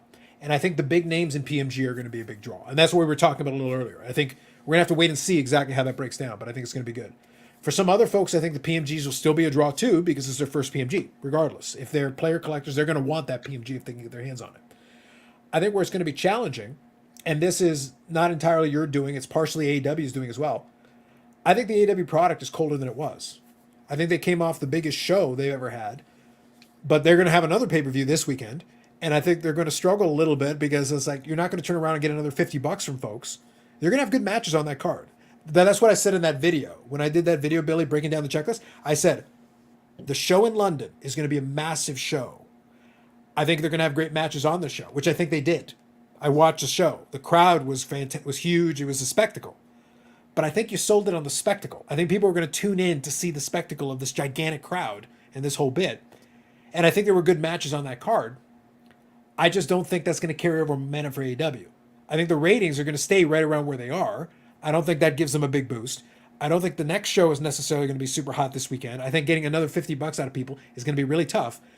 I think AEW is not at its hottest right now. This product was delayed for reasons a number of times. So you're taking the PMG demand, the desire for the PMG, and then also taking a product that's colder than it was, and you're mixing the two and hoping to see how we end up somewhere in the middle. Do you get what I'm saying? As far as and trying to analyze where this market currently sits, it's a weird spot. It's unpredictable. I don't know where it's going to fall because you're taking two forces that are opposed to each other and crashing them into each other and going so where's it going to end up? I don't know. I know it would have ended up if it had released 6 months ago, but today it's a different dynamic. I agree in the fact that, one of the biggest things that I heard at the National was, where's the AEW? We haven't seen anything for a while, and it's It's accurate criticism, and we are doing what we can to fix it. And we knew Metal would be coming out soon. Allure's going to be coming out very soon. There's probably like the next people call it Series 3. I'm like, please stop calling it Series 1, 2, and 3. But 2023 or 2024. Do you think it comes out whichever before one- the calendar turns, Billy? Just out of curiosity, do you think 2023 flagship comes out before the calendar turns? It's going to be close. It's going to Okay. be close. I've seen the calendar, but I never believe the calendar anymore. I will Yeah, tell yeah. you, I get it. Allure will definitely come out, and the Allure's definitely coming out soon. Okay. That I know. Yep. And then flagship they've solicited it. They've already solicited next year's. I don't know if you saw that, but I believe they solicited Metal Universe for next year, which was a little I frustrating. did. I've seen it a little bit. Yeah. So I'm looking forward to it when Eric is in Eric's retirement party. We're going to break it. It's going to be awesome. I will say, I think. What am I if you retiring haven't from? solicited it, I'll No, solicit we're talking about the 2020. We're talking about the 2023 AEW Metal. I said we're going to break it at your retirement party when you can start collecting old age pension. It could be any day now. Who knows? But whenever you're officially collecting old age pension, we're going to break 2023 Metal Universe AEW. We're going to break it because it would have just come out. Because I'm old. Absolutely, yeah. Yes. I will say, Carlos, and I don't know if it was in the solicitation, but I'll give you some breaking news. I don't Go for it. saw oh, you're recording now? No, I'm just kidding. The 2013 Marvel design that we used for hockey this year, where we paid an artist to create comic book renditions of the hockey players. Mm-hmm. Good chance you're going to see that in 2023 Metal Universe AEW also. There you go. All right. And I've seen the images, and they're pretty sick. So we're adding original art to 2023. I think that's a good wrinkle. I think so. Billy, just want to separate because you and I chat separately from it.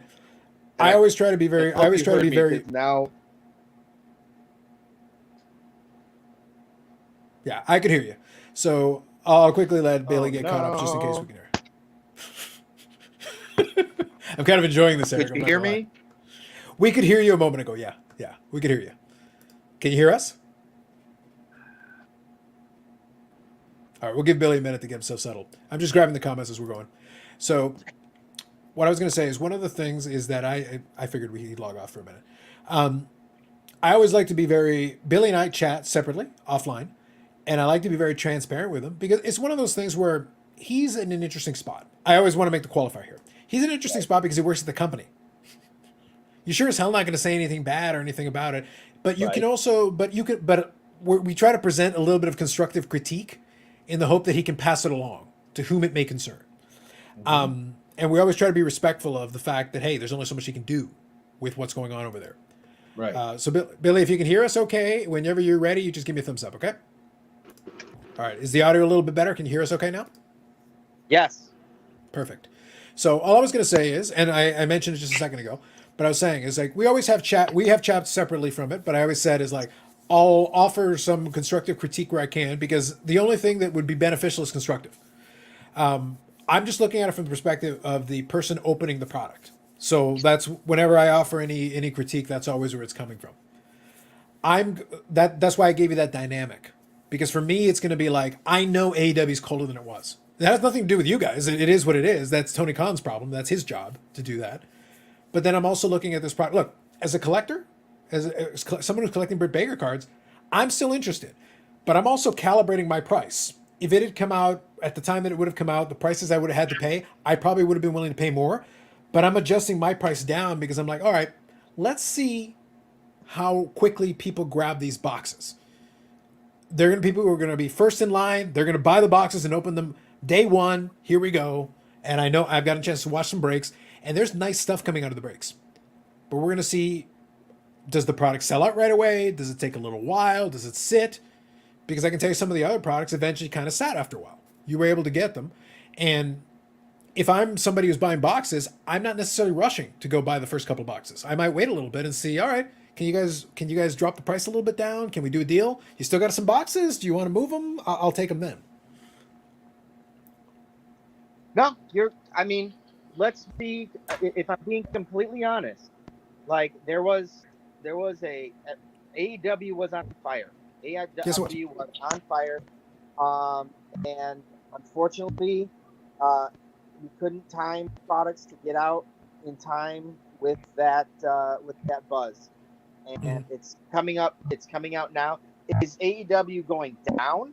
No, but I think it's plateaued. I think it's staying very steady. I think that's a good word for it. I think plateaued is a fair. I think it's right now sitting where it's going to sit for a little while. I don't think it's going to do too much craziness one way or the other. It's kind of where it is.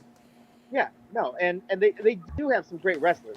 MJF is phenomenal. Like that guy is phenomenal. Like just from a wrestling fan standpoint, I love watching him. That guy understands the history of wrestling, and he understands, what works and what doesn't. So I'm so happy that he's part of AEW. And then, I think the I think the wrestling's great. They do storylines a little differently. It almost seems like they have storylines behind the scenes instead of. I think right now the problem, and Eric, you're not. I know you're not familiar with this, but I'll tell you this: the storylines, the behind the scenes shenanigans, are much more entertaining than anything on the television show, and that's not what you want. That doesn't sound good.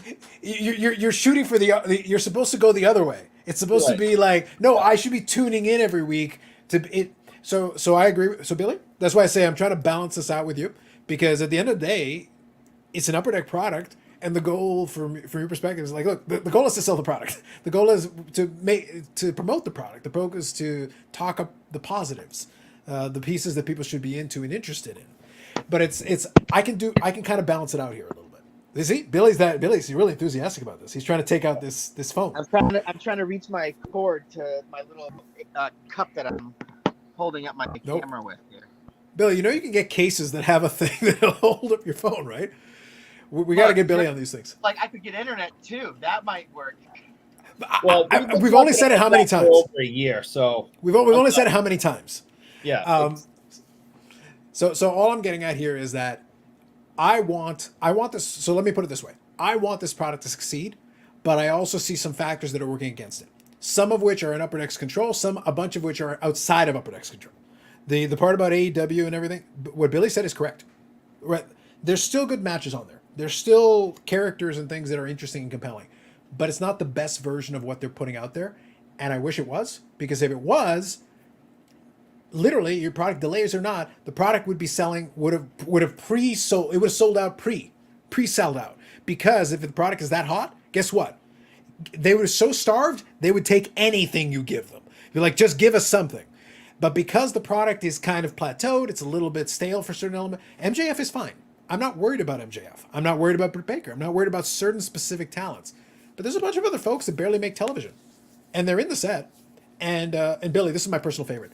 I don't know who. I assume you're part of this. Do you know there's one Frankie Kazarian card in the entire set?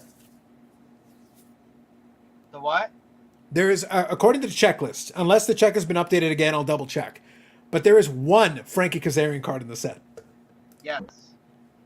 And it was the greatest thing ever. And I love that it's a 1 in 600 insert. Not even a base card, Billy.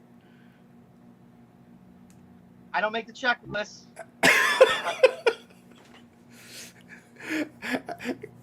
I've just it amuses me to no end. And the other piece. So we've got one Frankie Kazarian card, and we have 0 Saraya cards.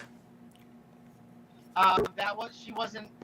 I know. I know. It's because that's delays. That unfortunately that's the consequence of delays. That this product, she literally right now, Saraya's got the highest profile she's going to have because she literally just won the championship in her home country. But unfortunately, it means at the fastest, I don't know what's in the checklist, so I don't know.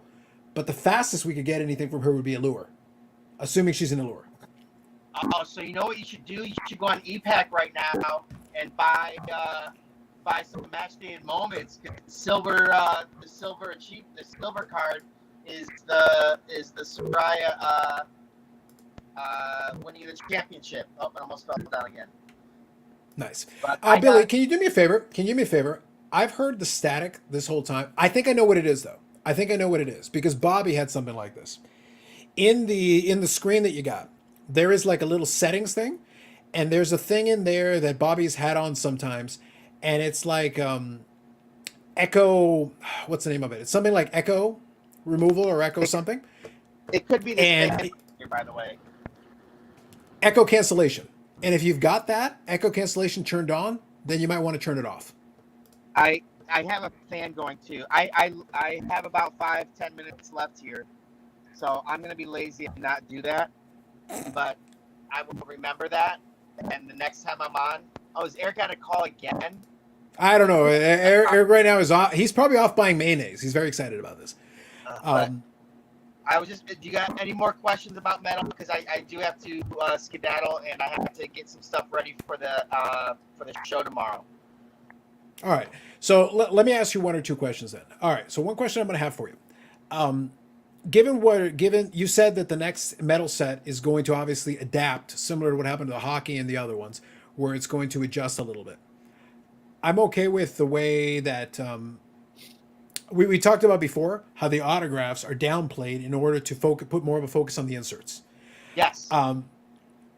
Should we expect that to continue being the philosophy going forward for all the sets? AEW, hockey, everything else, just being like, let's not focus too much on autographs and memorabilia. Let's focus on trying to make the inserts a little bit more desirable, so that gives us some options to be able to mix and match sets going forward. Yeah, in hockey, do you want a Connor McDavid hot numbers 3D lenticular card, or do you want a Joe Velino autograph that I was able to buy on ComC for $1.67 the other day? You know, they probably cost about the same to make. So That's fair. We are in Metal Universe.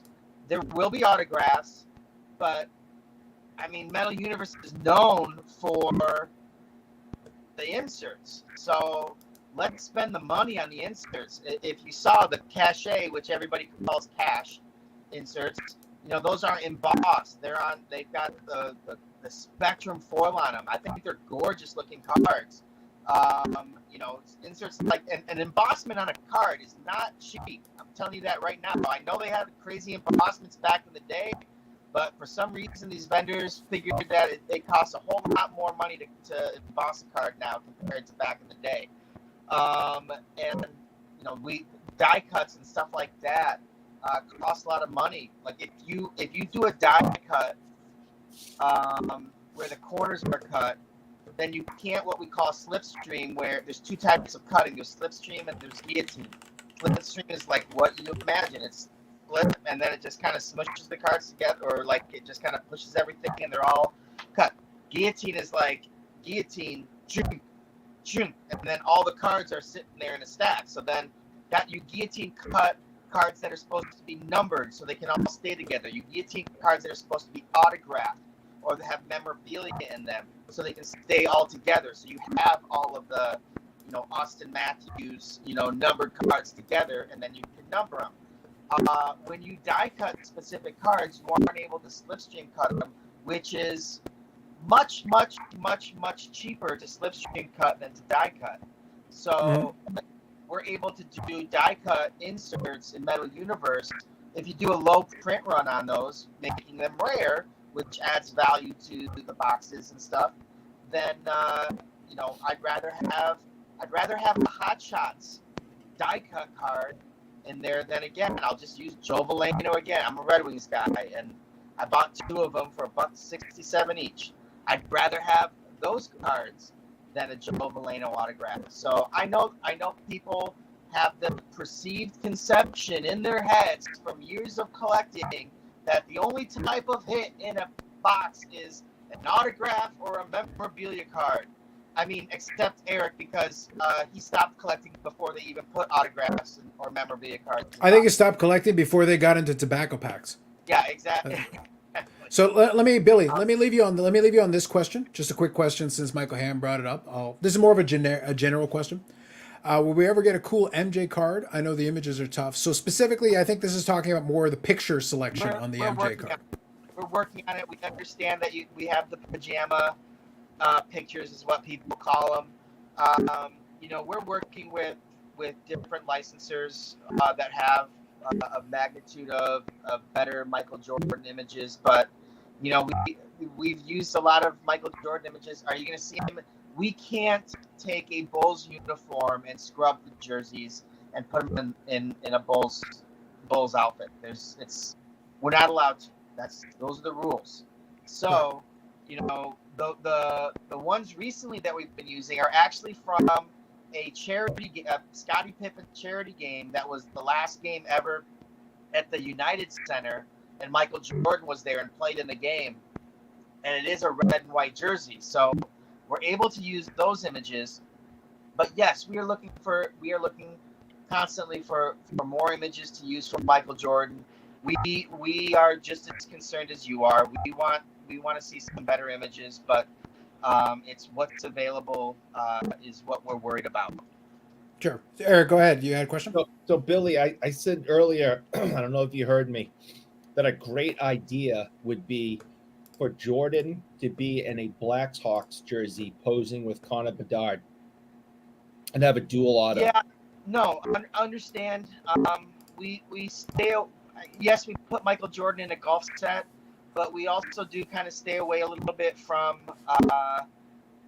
crisscrossing sports and athletes and stuff. You know, it'd be kind of cool to put some hockey. Like I came up, when I didn't come up with the idea, but a buddy of mine that works for Detroit News, he was at a golf fundraiser, and Cole Caulfield was Trevor Zegras' caddy. Now, how cool of a card would it be of, you know, like Zegras golfing with Cole Caulfield, like holding his clubs and stuff, like on a canvas? But Right. we sometimes like stray away from having different athletes in different sports, because trust me, a lot of people golf. I'm sure Austin Matthews golfs a lot come second, you know, during the second series of the playoffs, you know. So we could get a lot of photos of, no, I'm just joking. Please, I just thought we might have a Toronto fan on here or not. Yeah, but, Bobby, he's gonna kill you. Yeah, probably. Yeah.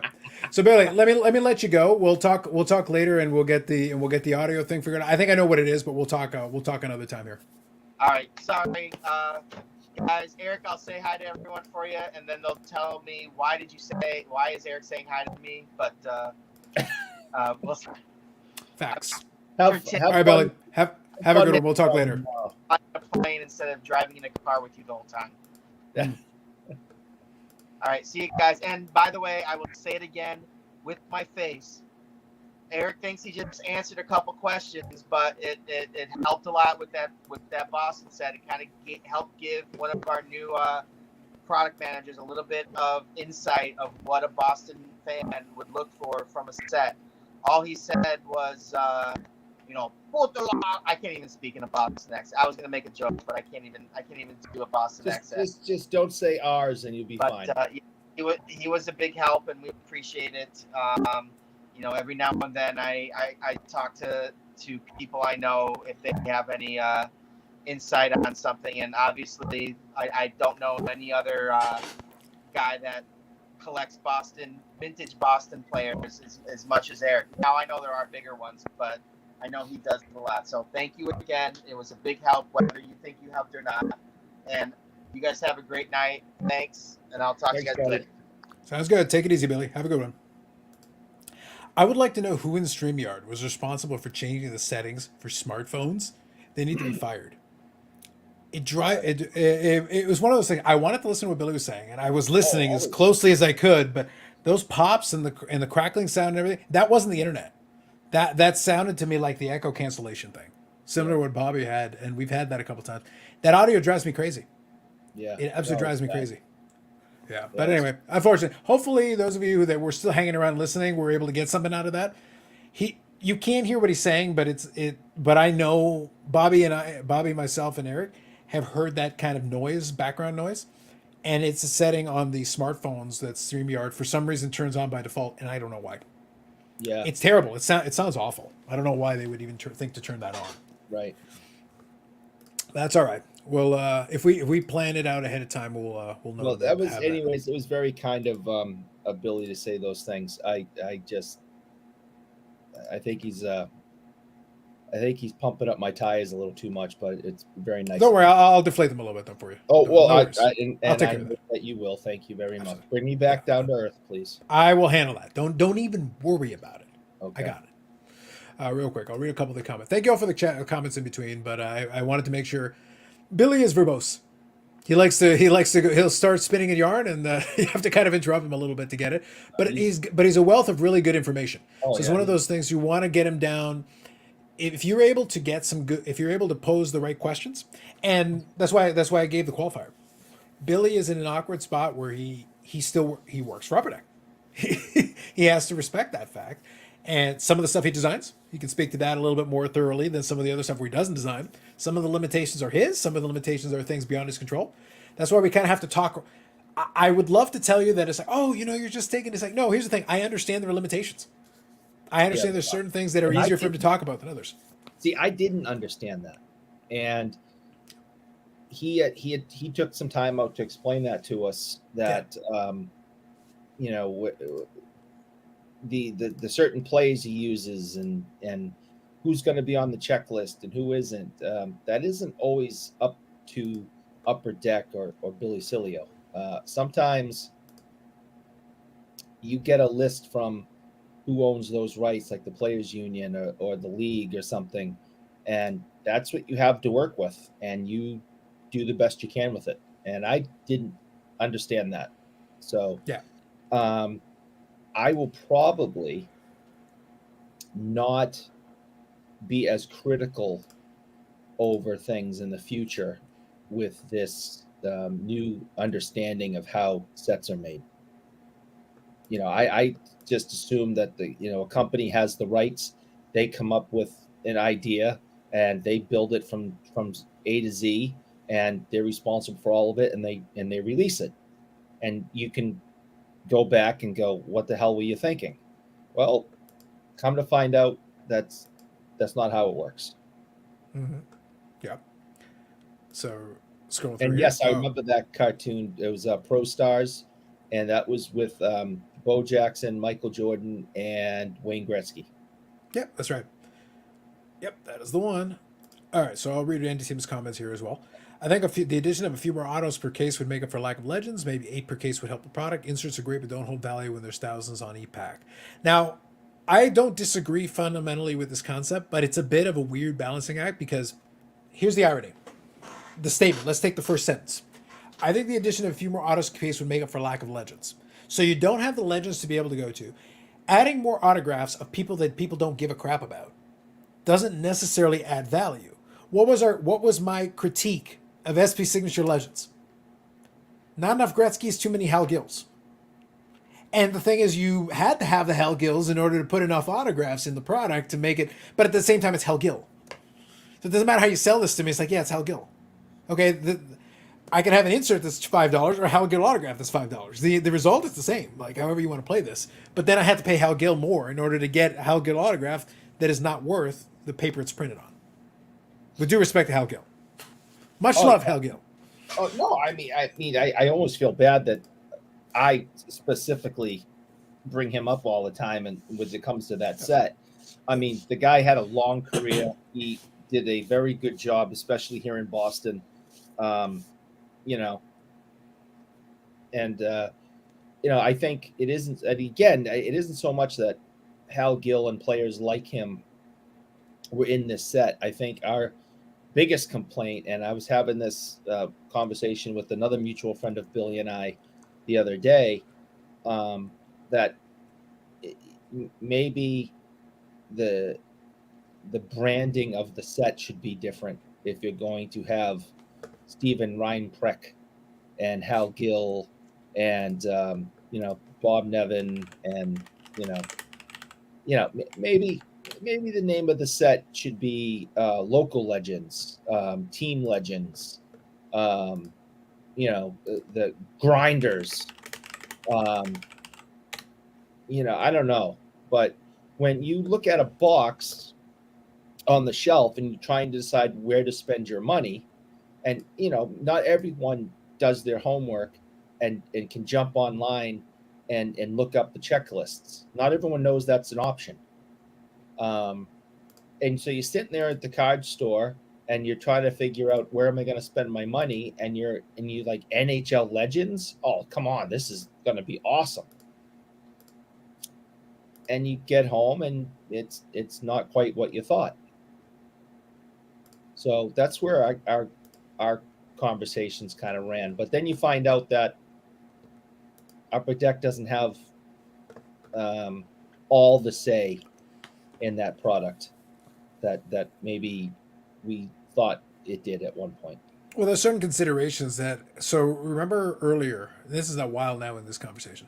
Remember earlier when I asked the question about everybody loves the idea of competition, and I go, part of me would almost love to have that play out. Would almost love to have one of the leagues say, yeah, we can have two manufacturers. And I would love to see the same people, the disappointment when they realize that the manufacturer's only job is to make money and they won't actually compete the way you want them to. They won't. They have to spend less and bring in more. That's their goal is not. I repeat again. Their goal is not to make you happy. No.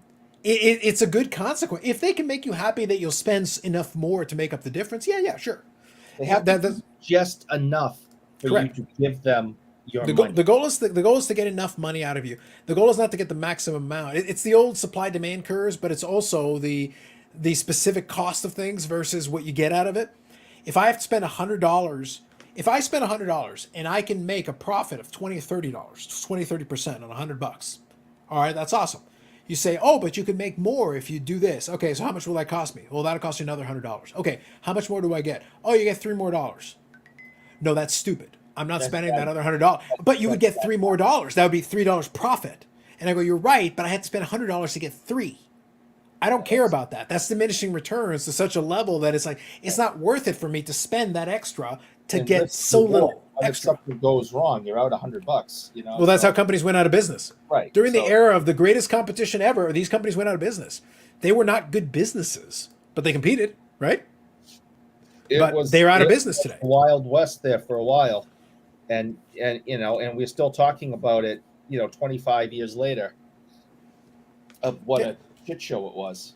You think anybody who worked at Pinnacle during that time is that impressed about you? Oh man, we still talk about those sets of the day. That's great. I'm out of a job.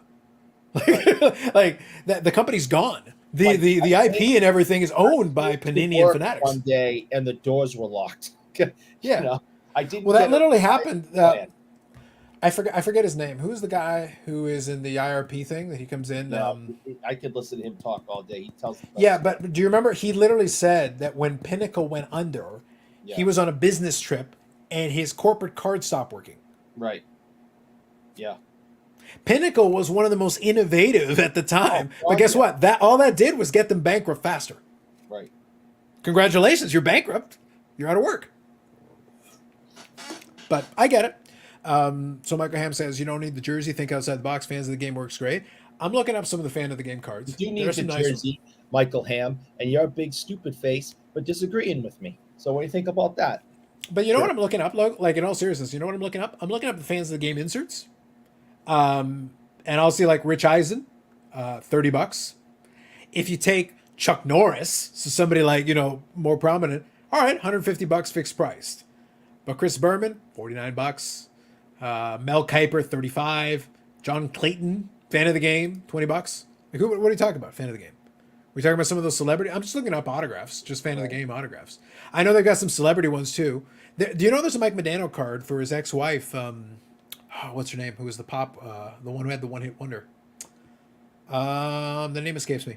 But so Modano had a card, and then there was like a fans of the game card was her and him. But there's a version where she autographed it. What's her name? Anyway, the point is that card you can get for like $6. Right. But here's the thing. I don't give it. I'm a Modano collector, and I don't give a shit about that card. I don't want it, even for $5 or $6. Why do I care? I don't need it. And the second one here is they're not thinking enough of these elite athletes they have. So I can tell you from conversation with Billy and other folks at the manufacturer, they are thinking about it. But very important, Michael, it's the same way that Michael Hamm has amazing ideas. He's got folders full of ideas. And I'm sitting there like, yeah, so go get yourself a job at one of the manufacturers. And after you come up with some of these amazing ideas, like, yeah, Joe came up with that idea, Bob came up with that idea, John came up with that idea. They all pitched it and the answer was no. Now what's your plan? Yeah. Actually, they did come up with that idea and they're not allowed to do it. The answer from corporate was no. Now, or Players Association or the league or, whatever. well, do you remember when I talk about the AEW thing? One of the critiques from Spectrum, which was their higher end product so far, was that they kept reusing the same photo over and over again. But guess who picks which photos they're allowed to use? Guess who provides the photos they're allowed to use? I would assume AEW. Yeah. They own the rights to those. Yeah. So what happens if you're like, but we'd like to have more photos? Well, those are the photos you got. Use them. Right. Okay, that's it. We're done. This conversation's over. What else do you want to do? They own the rights to those photos. They're their photos. But if you're only giving me, so you got 5 options, but they all look kind of the same. All right, pick the best of the 5. Yeah. All right, we're done. This conversation's over. And That's- you could either use this, make a card with that wrestler on it, or not. Yeah. That's that. They definitely. I just, being an outsider, and I just didn't understand what the red tape and what hurdles these organizations and things are throwing at the card companies. I thought it was, we signed a deal to have a license with you to make cards, and that gave you the freedom to do what you wanted to do. Maybe you have to run the final thing by the league to make sure they didn't find anything to be inappropriate. Like the NHL no longer wants hockey cards with guys fighting on them. Yeah. Okay. All right. So, you may have to, before you release it, you got to run it through them and they look at it and say, okay, there's no one fighting on the cards. Great. And that's fine. But that's what I thought it was. I thought it was that simple. And come to find out, it is not nearly that simple. So when we, again, to kind of, say this for the 100th time, I guess, but when we start criticizing these card companies and the sets and the photos and, this, that, and the other thing, their hands are sometimes tied. And it's either this is what we can offer you, or we could offer you nothing. That's what the choices are. Well, the thing though is, I'll go on the other side of it. I think, and like I said, what Ham's suggesting is fine. There's nothing wrong with what he's suggesting. But I'm like, okay, well, feel free to go get yourself a job at one of the manufacturers and try to see if they'll listen to you. But don't be shocked. My only point is, don't be shocked if they say, like, yeah, we did think of that. We've thought about it a lot of times. We've asked a lot of times, and the answer is always no. Yeah, he says you don't like to break rules. So congratulations, but if you're working at one of these manufacturers, you break enough rules, they fire you. Go do your own thing yourself. Go make your own shit. You fund it, you make it, you do it. But outside of that, it's like, but here's the thing. Most people don't care.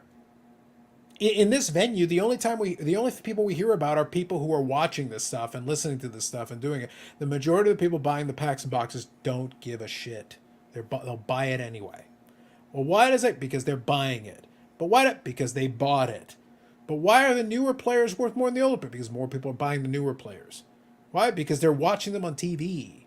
Mm-hmm. They don't give a shit about Johnny Unitas. They don't give a shit about Otto Graham. They don't give a shit about, really, even if you talk about like hockey, take the hockey legends. Yeah, Bobby Hall's a legend. Which one do you think is going to sell more, Connor Bedard autograph or a Bobby Hall autograph?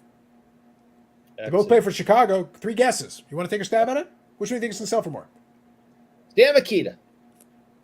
Yeah, exactly. So, like, the point sells itself. We're done. This is covered. Right. Every question that you have, it's a valid question.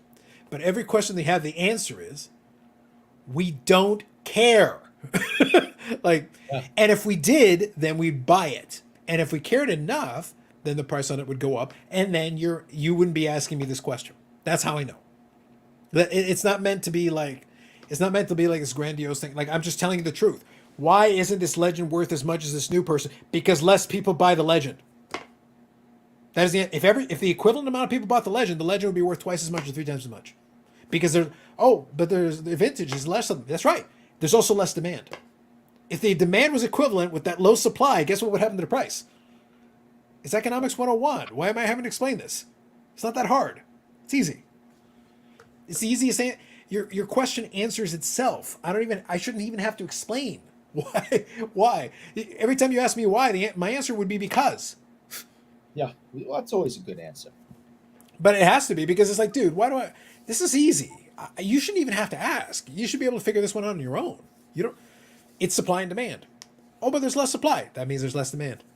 If you're not seeing the price move the way you expect it to, and there's less supply, then the answer is there is much less demand. Way less demand. Super less demand.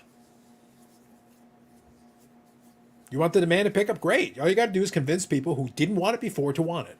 Or convince people who wanted to pay less for it to suddenly pay more for no reason. If you can manage that, then you'll get what you want. But then, if the vintage goes up that much, then you'll bitch and moan about that.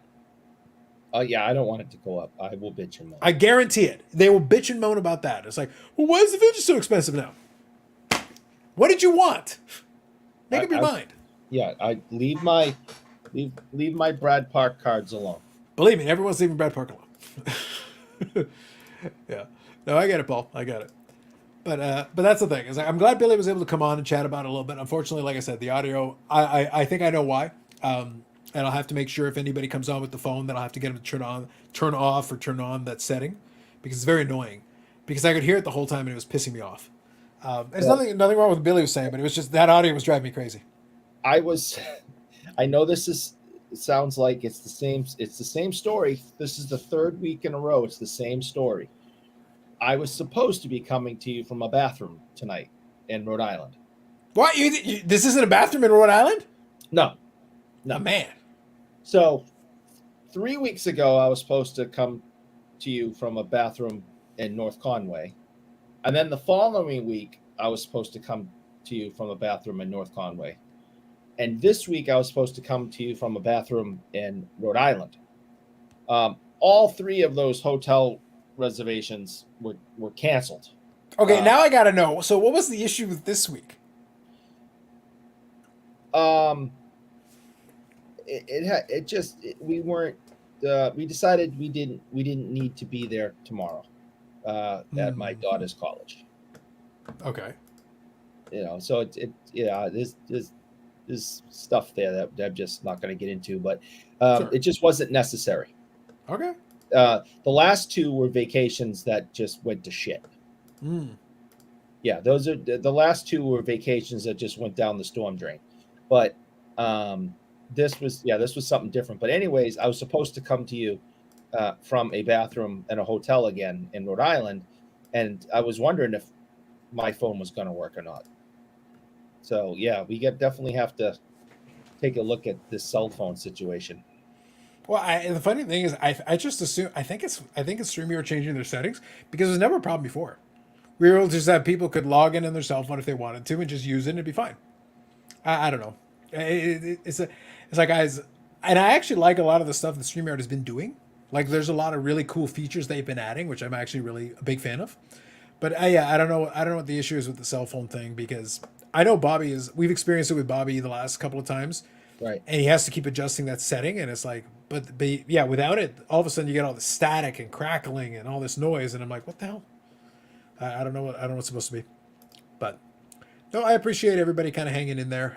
Unfortunately, it's really good to get that insight from Billy, and I wanted to hear kind of what he was discussing a little bit, and I know there was a lot to it. I'll definitely get a chance to chat with him a little bit more now that the product's come out. It'll be easier to have a little chat with him about that. But I did want to ask him those questions because he knows as well as I do. Look, he is a collector. He doesn't get unfortunately, Upper Deck employees don't get access to like free merch or free cards. He has to buy it on the secondary market like everybody else. So he's kind of in that same vein where he has to kind of like pick and choose his spots. It's indicative though. It tells you something that he has to kind of like pick and choose the spots because he knows that market is very murky. We don't know what it's supposed to do. And we're all kind of sitting back and like, I don't want to overcommit. that picture I showed with the 10 cards, where I was using that as one of the examples, I actually bought that lot myself tonight. And the reason I bought it is because it had the full set, it had half the set, but it specifically had a couple of the cards that I wanted. And I said, okay, well, I'll buy the lot, I'll move some of the other ones, and then keep the ones that I want to keep. So that's my intention. But that's basically what I'm trying to do. I'm trying to buy some stuff in bulk and then move some pieces. But I'm basically buying singles and lots with the intention of trying to do it that way instead of buying boxes, because right now I can't just, the box price doesn't make any damn sense. It doesn't work for me right now. Now I might be wrong. Maybe it sells out and maybe the box price goes up, but I'm 50-50 on that. I don't think so. That's just my opinion. Yeah. But we'll see what happens with some of the rest of it. Cool. All right, so we'll hang out for a little bit. I don't want to make it necessarily long. We did have a chat about a couple of things. I did enjoy having a little chat about my alma mater. And then when Billy came on, we talked about that a little bit. Come on, that's a sweet hat. Now I got to protect it because I can't replace it. This makes me sad. Like you said, that crest on a hockey jersey would be pretty badass. Well, the with the hockey jersey, the crest is literally this gigantic crest on the front. I was like, that'd be awesome. Be amazing. Yeah. I'll be honest with you. Because it's such a small, Canadian collegiate sports are not on that tier. They're not considered on that level. But I'll be honest. It's like, all right, do I have to be like a booster? Can I get? And this is a serious conversation that I want to have with these guys. I'm like, okay, if I give you money, can I buy one of these jerseys? Can I buy the hockey jersey? Would probably make the most sense. Right. But I want one of the hockey jerseys. I want one of the football helmets. I like to get a couple of these things for my office because I'd love to get one. Like, I actually look. I don't care about much. This show has proven that pretty much there's nothing. No, I actually care. I actually like my alma mater, so it's like, no, I want some of that shit. I'll buy that swag. I've got stuff. You can't see it, but it literally has the logo right there on it. So I actually buy shit with the logo on it. Well, you've worked very hard at making all this stuff up and creating your own little. It is a very elaborate ruse, and I am willing to put in the work. You are. I'm impressed. I built websites. Nobody paying attention to this believes that there's a place on Earth called Guelph. I've got a gigantic building that I leased that can be seen from space. Yep. I built a science center just for this elaborate ruse. Listen, when you go big. I am impressed. What do you think I'm doing with that beautiful Fanatics money, allegedly? Yeah.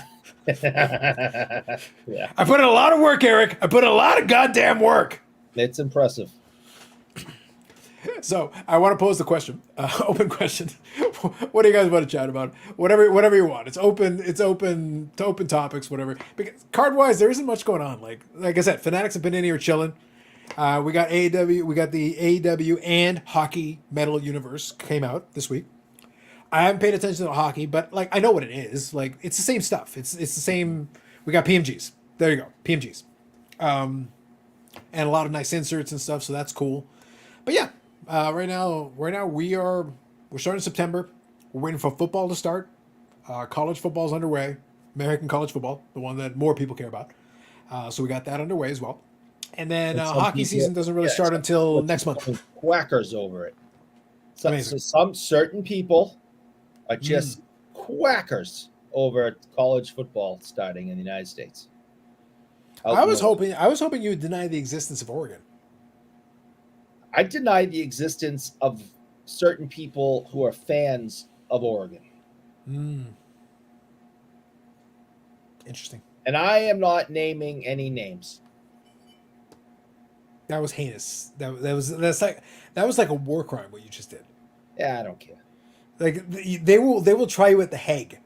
Yeah, that's just heinous. It's worth it. I don't care. I hope so. Yeah, I hope so. Just give me a cigarette, put me up against the wall, and shoot me. It was worth it. I will die on that hill. It was worth it. Clearly. Look, I for one, if nothing else, I am glad that I've got a fresh batch of Bone Shaker. I ordered it from the brewery and I got it in yesterday. So thankfully I got my strong beer back. Thankfully. Good Lord. Heinous. What are you doing with yourself? What you need a role model. Bujeric, you need a role model. I do not apologize. Stuke says, College football Saturdays start with a big tailgate party and eases into the game. That's true. That is true. All right, for those of you Americanos out here, and I know there's some of you. All right, who's your alma mater? Who do you got? Eric's doesn't exist anymore. He had them killed or something. I forgot what the story was. Doesn't exist. So I'm just curious. I want to know, like, who's your team? That's right. It was heinous. Truly heinous.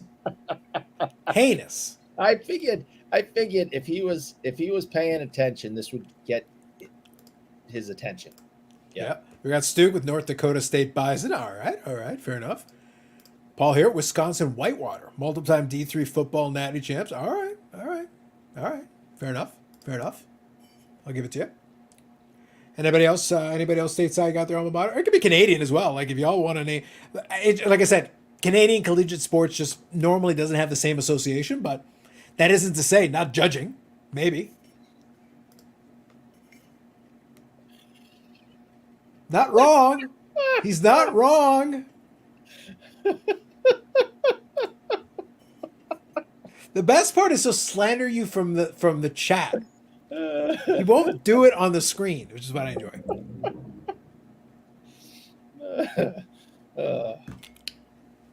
Terribleness. All right, so we got a couple there.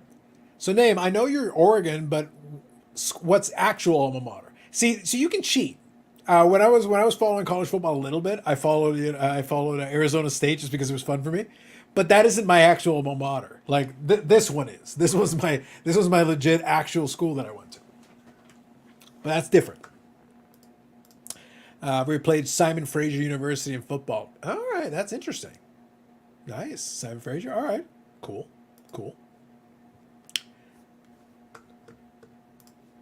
I think it's kind of interesting the way they break down those when they decide to combine the different sports and put them together. So it's always kind of interesting thing. Like I said, one of the great joys. It's just interesting to see how much extra emphasis they get into the college football versus a lot of the other sports. And what's funny is in Canada, you would think, oh, Canadian collegiate is like, no, not really, because the best players are going to play most of the time. In the CHL, the WHL, a lot of the, in Quebec Major Junior, they're not really playing in college sports. Or they'll go to the U.S. and play a little bit of college there, maybe. And that tends to be like, if you're the elite of the elite in Canada, you're probably playing at one of the CHL.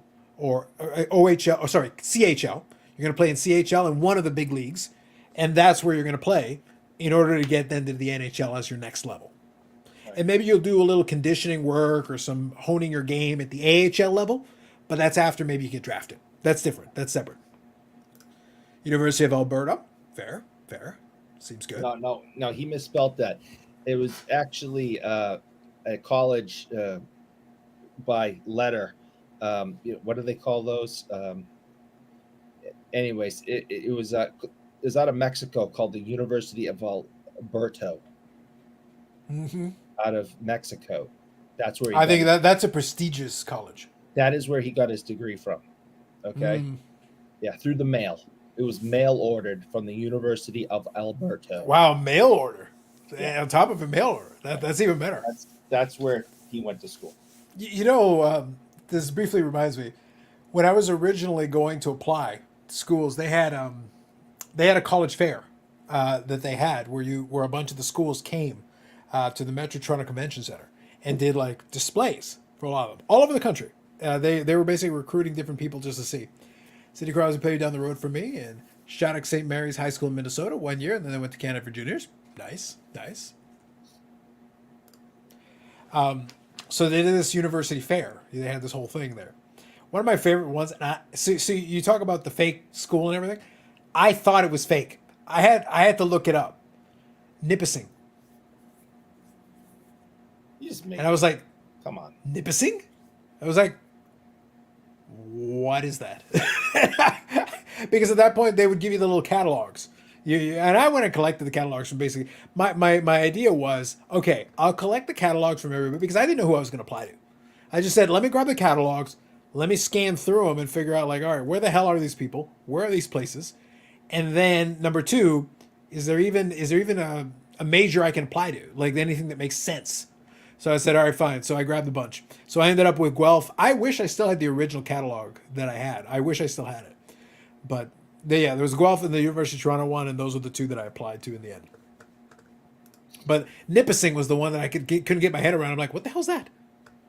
Yeah, you made that up, right? That's not a real thing, right? Yeah, the fine fake like Bishop Sycamore.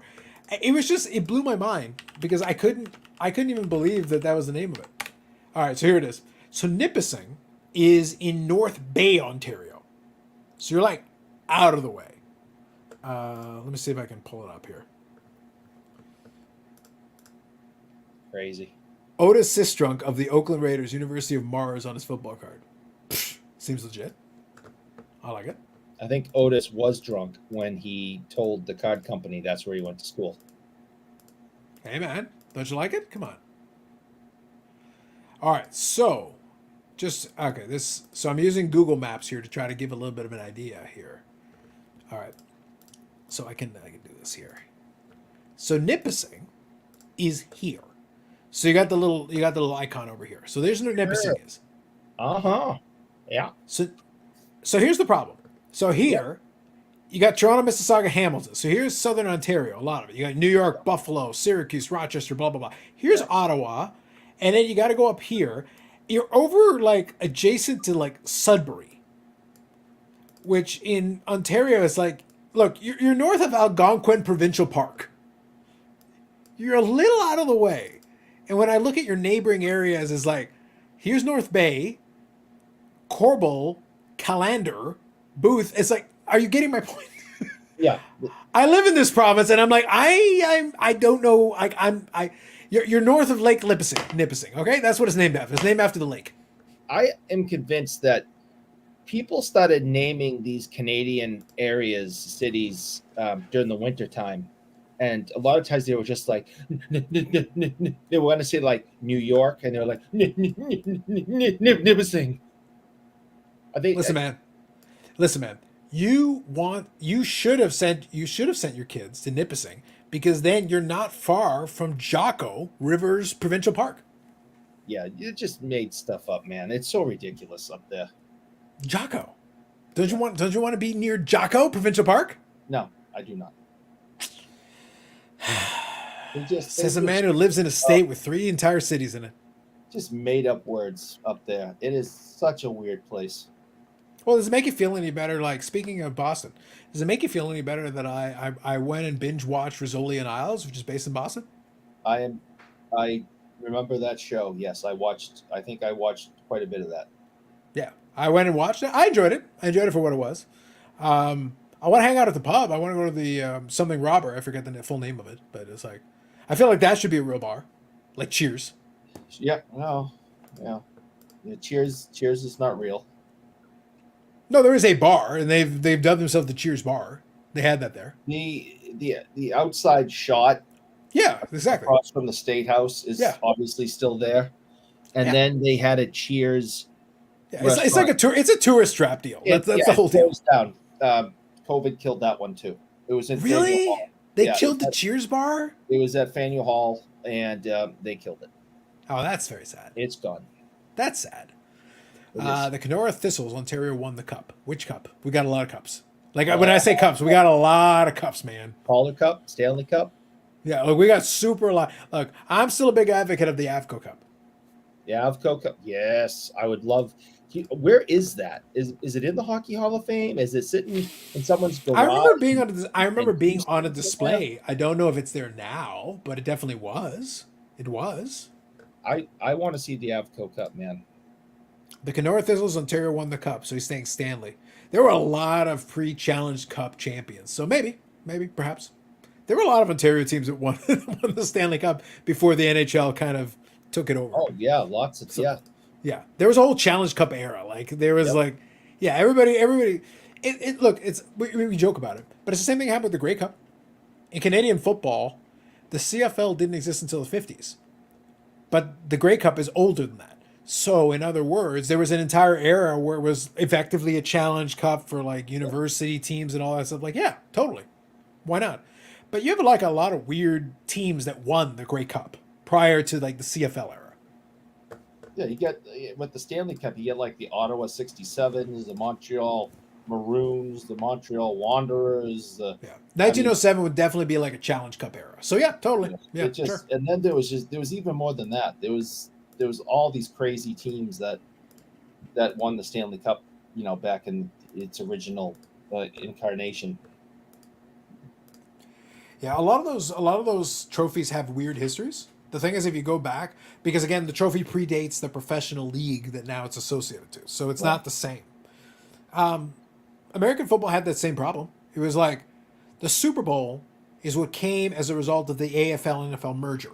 But prior to that, you had the NFL Championship, which goes back to the 20s. So like, and before all of the professional teams, you had the college teams. The college teams are the predates of the. The Canadian football 3-down game is an offshoot of rugby, which so was the American game. But at a certain point, the American game decided, okay, we're going to go with a field of this size and we're going to go 4 downs instead of 3. Right. So it's like, at a certain point, somebody made a judgment call and said, we're going to go this way. And this other one said, we're going to go this way. And it's still the same foundation, but we went in 2 different directions. And we just said, we're going to do it this way, we're going to do it this way. And they're both still around. I definitely, I like the fact that the field is wider in the CFL. I think that's pretty cool, but there's a few other things that don't seem to make a ton of sense to me. Like, why do you have the goalposts like on the up further? Like, well, that was in the NFL until they changed it. Yeah, it's like maybe you shouldn't have it on the goal line. Someone could run into that. Well, Eric, in that Griffins game, in that Guelph Griffins game against Toronto, one of the plays was downed because the quarterback threw it into the uprights. It bounced, so it prevented a touchdown pass or a potential touchdown pass because he literally threw it into the uprights. He was trying to throw it through. It was literally in the way. The uprights was the defense.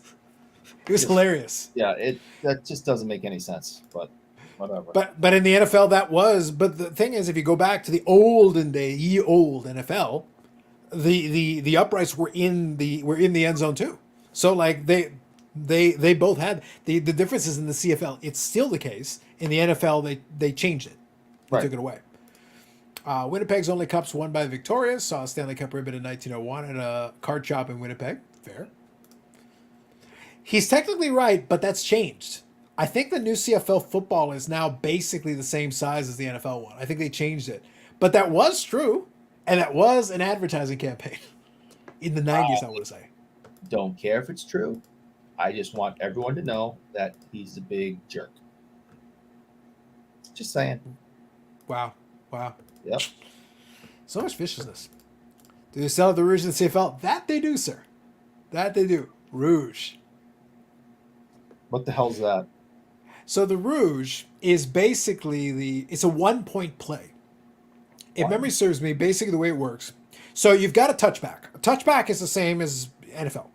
So touchback, same rule. That part's still the same. But the Rouge is where. So let's say you kick a field goal, and you miss the field goal. Yeah, you miss the field goal, but the field goal goes through to the end of the end zone. I believe. I think it's through the end of the end zone. You will get 1 point. That is a Rouge. Now you can intentionally kick. You can intentionally just kick a ball as hard as you can. And if you can get it through into the end zone and get it past, you will get credit for a Rouge. So it's 1-point play. You can literally make a 1-point kick. Again, stupid. And maybe if they had more similar rules to the NFL, they'd be more popular and have a better fan base. Like, well, I don't think it's going to make that. I don't think it would make that much of a difference, to be honest with you, because here's the thing: if all you did was make it 4-down football, it would just be a bad collegiate version of NFL. And the thing is, a lot of the kicking rules, again, both of them started from the same baseline. So at a certain point, one went one way and one different. They both started off rugby. Like, if we're being blunt, they both started off the rugby baseline, and then they just made some adjustments along the way. I want to make sure I read this here. So in the NFL, the only way. So here in the Canadian Football League, there's something called a Rouge, worth 1 point. Let me get here. The kicking team is awarded Rouge if either team misses a field goal or punts the football, and the receiving team does not get the ball out of the end zone. So as opposed to a touchback where it's a little bit different, but if you don't get the ball out of the end zone, that is considered a rouge. Or a team can score a rouge if the ball goes through the end zone and out of bounds without being touched on a missed field goal or punt. So that is the answer to that question. And the receiving team will get the ball at the 40-yard line as a result of the play. Okay. Crazy. And listen, I'll have you know, sir, that the 3-down game is a lot closer to football because they actually kick more. The rouge is actually a kicking rule. There you So go. it involves kicking with your foot. With the foot. Just saying. Rather than kicking with the hands. I don't know. The NFL, like, listen, Tom Brady might have kicked with the hands a couple times. Who knows? He couldn't do crap with his hands. It's pathetic. No. Couldn't run. Couldn't feel. Run, couldn't catch. Terrible. But yes. So do they still have the rules in the NFL? CFL? Yes, they do. They also have it in the university game. All right, but here's a good one for you. So in the American Collegiate, you got obviously now you got the playoffs. Now you got the college playoffs. Obviously, you got the 1,018 bowls. You got the college playoffs Yeah. and the national championship. Still, nobody can figure out how one gets selected to be in the playoffs. And, it's total scam. Well, it's the same as before. Before it was that they would basically get polls together and be like, all right, this is our national championship. It's like, but they're both undefeated. Yeah, but these guys had the tougher record, so there. Yeah, no, it's ridiculous. It just, why don't you, just play a, I don't know, play a 5. It's league football. set. You're not getting a best of. You're lucky you get one single elimination game. Play 5 regular season games and then go into the playoffs and go from there. I don't know, man. It's just so stupid. Yeah, in football, you're not getting multiple games to decide. That ain't happening. Hey, they shouldn't have like 7-game series or anything, but they got to do a better job of figuring out who goes into the playoffs, who's eligible to be in the playoffs. I mean, they're pretty much just giving. You got so many teams, though. How would you ever decide that? That's what I'm saying. Only have a 5-game season, then everybody gets in the playoffs, and then go. You just play the rest of the time. All like 200 Division One, or whatever ridiculous number it is. Done. Yeah. All right. So this is what I was going to refer to. I wanted to Nobody mention it. cares. Nobody asked you. Shut up. Such a jerk. He knows everything. There's a callback reference. Condoleezza Rice picks playoff teams. There's a reference for you. But listen, could be worse. Listen, Eric, I know you appreciate this. What you want is you want a similar system to the Canadian collegiate system. So say in Ontario, you go and you play however many games you play, and then you play for the Yates Cup. Again, we have a lot of cups. That's why I said to Stu, we got a lot of damn cups, man. We got a lot of cups. I have all right? a cup full of cups. There's so many cups. I have a cup. So you go and you play, and if you're playing for the Ontario Championship, you play for the Yates Cup. And then the winner of the Yates Cup plays in one of 2 bowls. We got 2 bowls. So what happens is you can either play in the UTEC Bowl or the Mitchell Bowl. And then if you win the UTEC Bowl or the Mitchell Bowl, whichever it is because it rotates, and then the winner of that gets to play in the Vanier Cup because here's another cup. Now the Vanier Cup is the national championship. There you go. Simple. Easy. Easy. I can't make it any simpler, man. I don't know, man. All I know is that next thing you know, football postseason starts, and 2 crap teams no one's ever heard of is playing in the Chick-fil-A Bowl. I love the Chick-fil-A Bowl. I love the random bullshit bowls. I love it. It makes me happy. The aisle 12 in Walgreens Bowl. No, dude. Listen, I already talked about this. The ultimate missed opportunity to this day. I want the Campbell's Soup Bowl. I want the Cheerios Cereal Bowl. Why are we? That makes sense. Campbell's Bowl makes the most sense. Campbell's Soup Bowl. Like, to me, this is the greatest missed opportunity in sports history. The Campbell's Soup Bowl, the Cheerios Cereal Bowl, the Captain Crunch Cereal Bowl, the most prestigious of them all. Bruh. I think he's an admiral by now. He's been a captain for a long time. He might be an Whatever. I think Captain Crunch should be in charge of Fanatics or they'd have won already. Yeah. Just saying. Respect. All right. That's enough of our bullshit. We're done. I think once we get into the Campbell's Soup Bowl and the Captain Crunch Cereal Bowl, I think that's about the end of that. I think that's a good indicator. It's like, hit the gong. Hit the gong. We got to get the hook soon. Yeah, I'm giving us the hook. We're going to call it. All right, folks. So thank you for hanging out. Appreciate you. I know we had the audio issues with Billy, but hopefully you got something out of it if you did. I'll get him back on later, and I'll make sure he's got his audio thing figured out, so that'll be a lot better. The Campbells fighting Camels can play in the Super Bowl. Yes! I don't know what that is, but I'm still yes. Seems as legit as Nipissing. Yeah, there you go. At least is legit. So thank you, Stu. Appreciate you. Appreciate your name for your contributions. I know Eric appreciates the deep downside too. No, you don't. He does. Nope. He waxes poetic about how much he appreciates you. No, I do not. Literally This is can't not- shut up about it. This is The only thing he not talks about factual. more is Marcel. Steep in his That might be true. Yep. Anyway, so that's it. All right, folks, out on the West Coast, you got obviously some time left. And in the East Coast, technically, you got about 10 minutes. So there you go. There you go. Either way, enjoy. In the U.S., is it a long weekend or no? Yes. All right. Both Canada and the U.S., it's a long weekend. Boom! Enjoy your long weekend. Monday. Yep. No Thank you, Nate. labor. Yeah. So in Canada, enjoy your Labor Day. In America, enjoy your whatever it's called day. Yeah, Labor Day. Is it also Labor Day? No laboring on Monday. Fair enough. All right. So enjoy one or the other, whatever it is. Thank you, Sue. And enjoy your college footballing. So you got that going on for you. Enjoy that. And then you got 2 wrestling cards. You got the AEW card that probably less people order, and you got Backlash or Payback or one of them for WWE. One of them tonight. Basically Saturday night. One of them. How exciting. Enjoy that. Enjoy that. Catch you next week.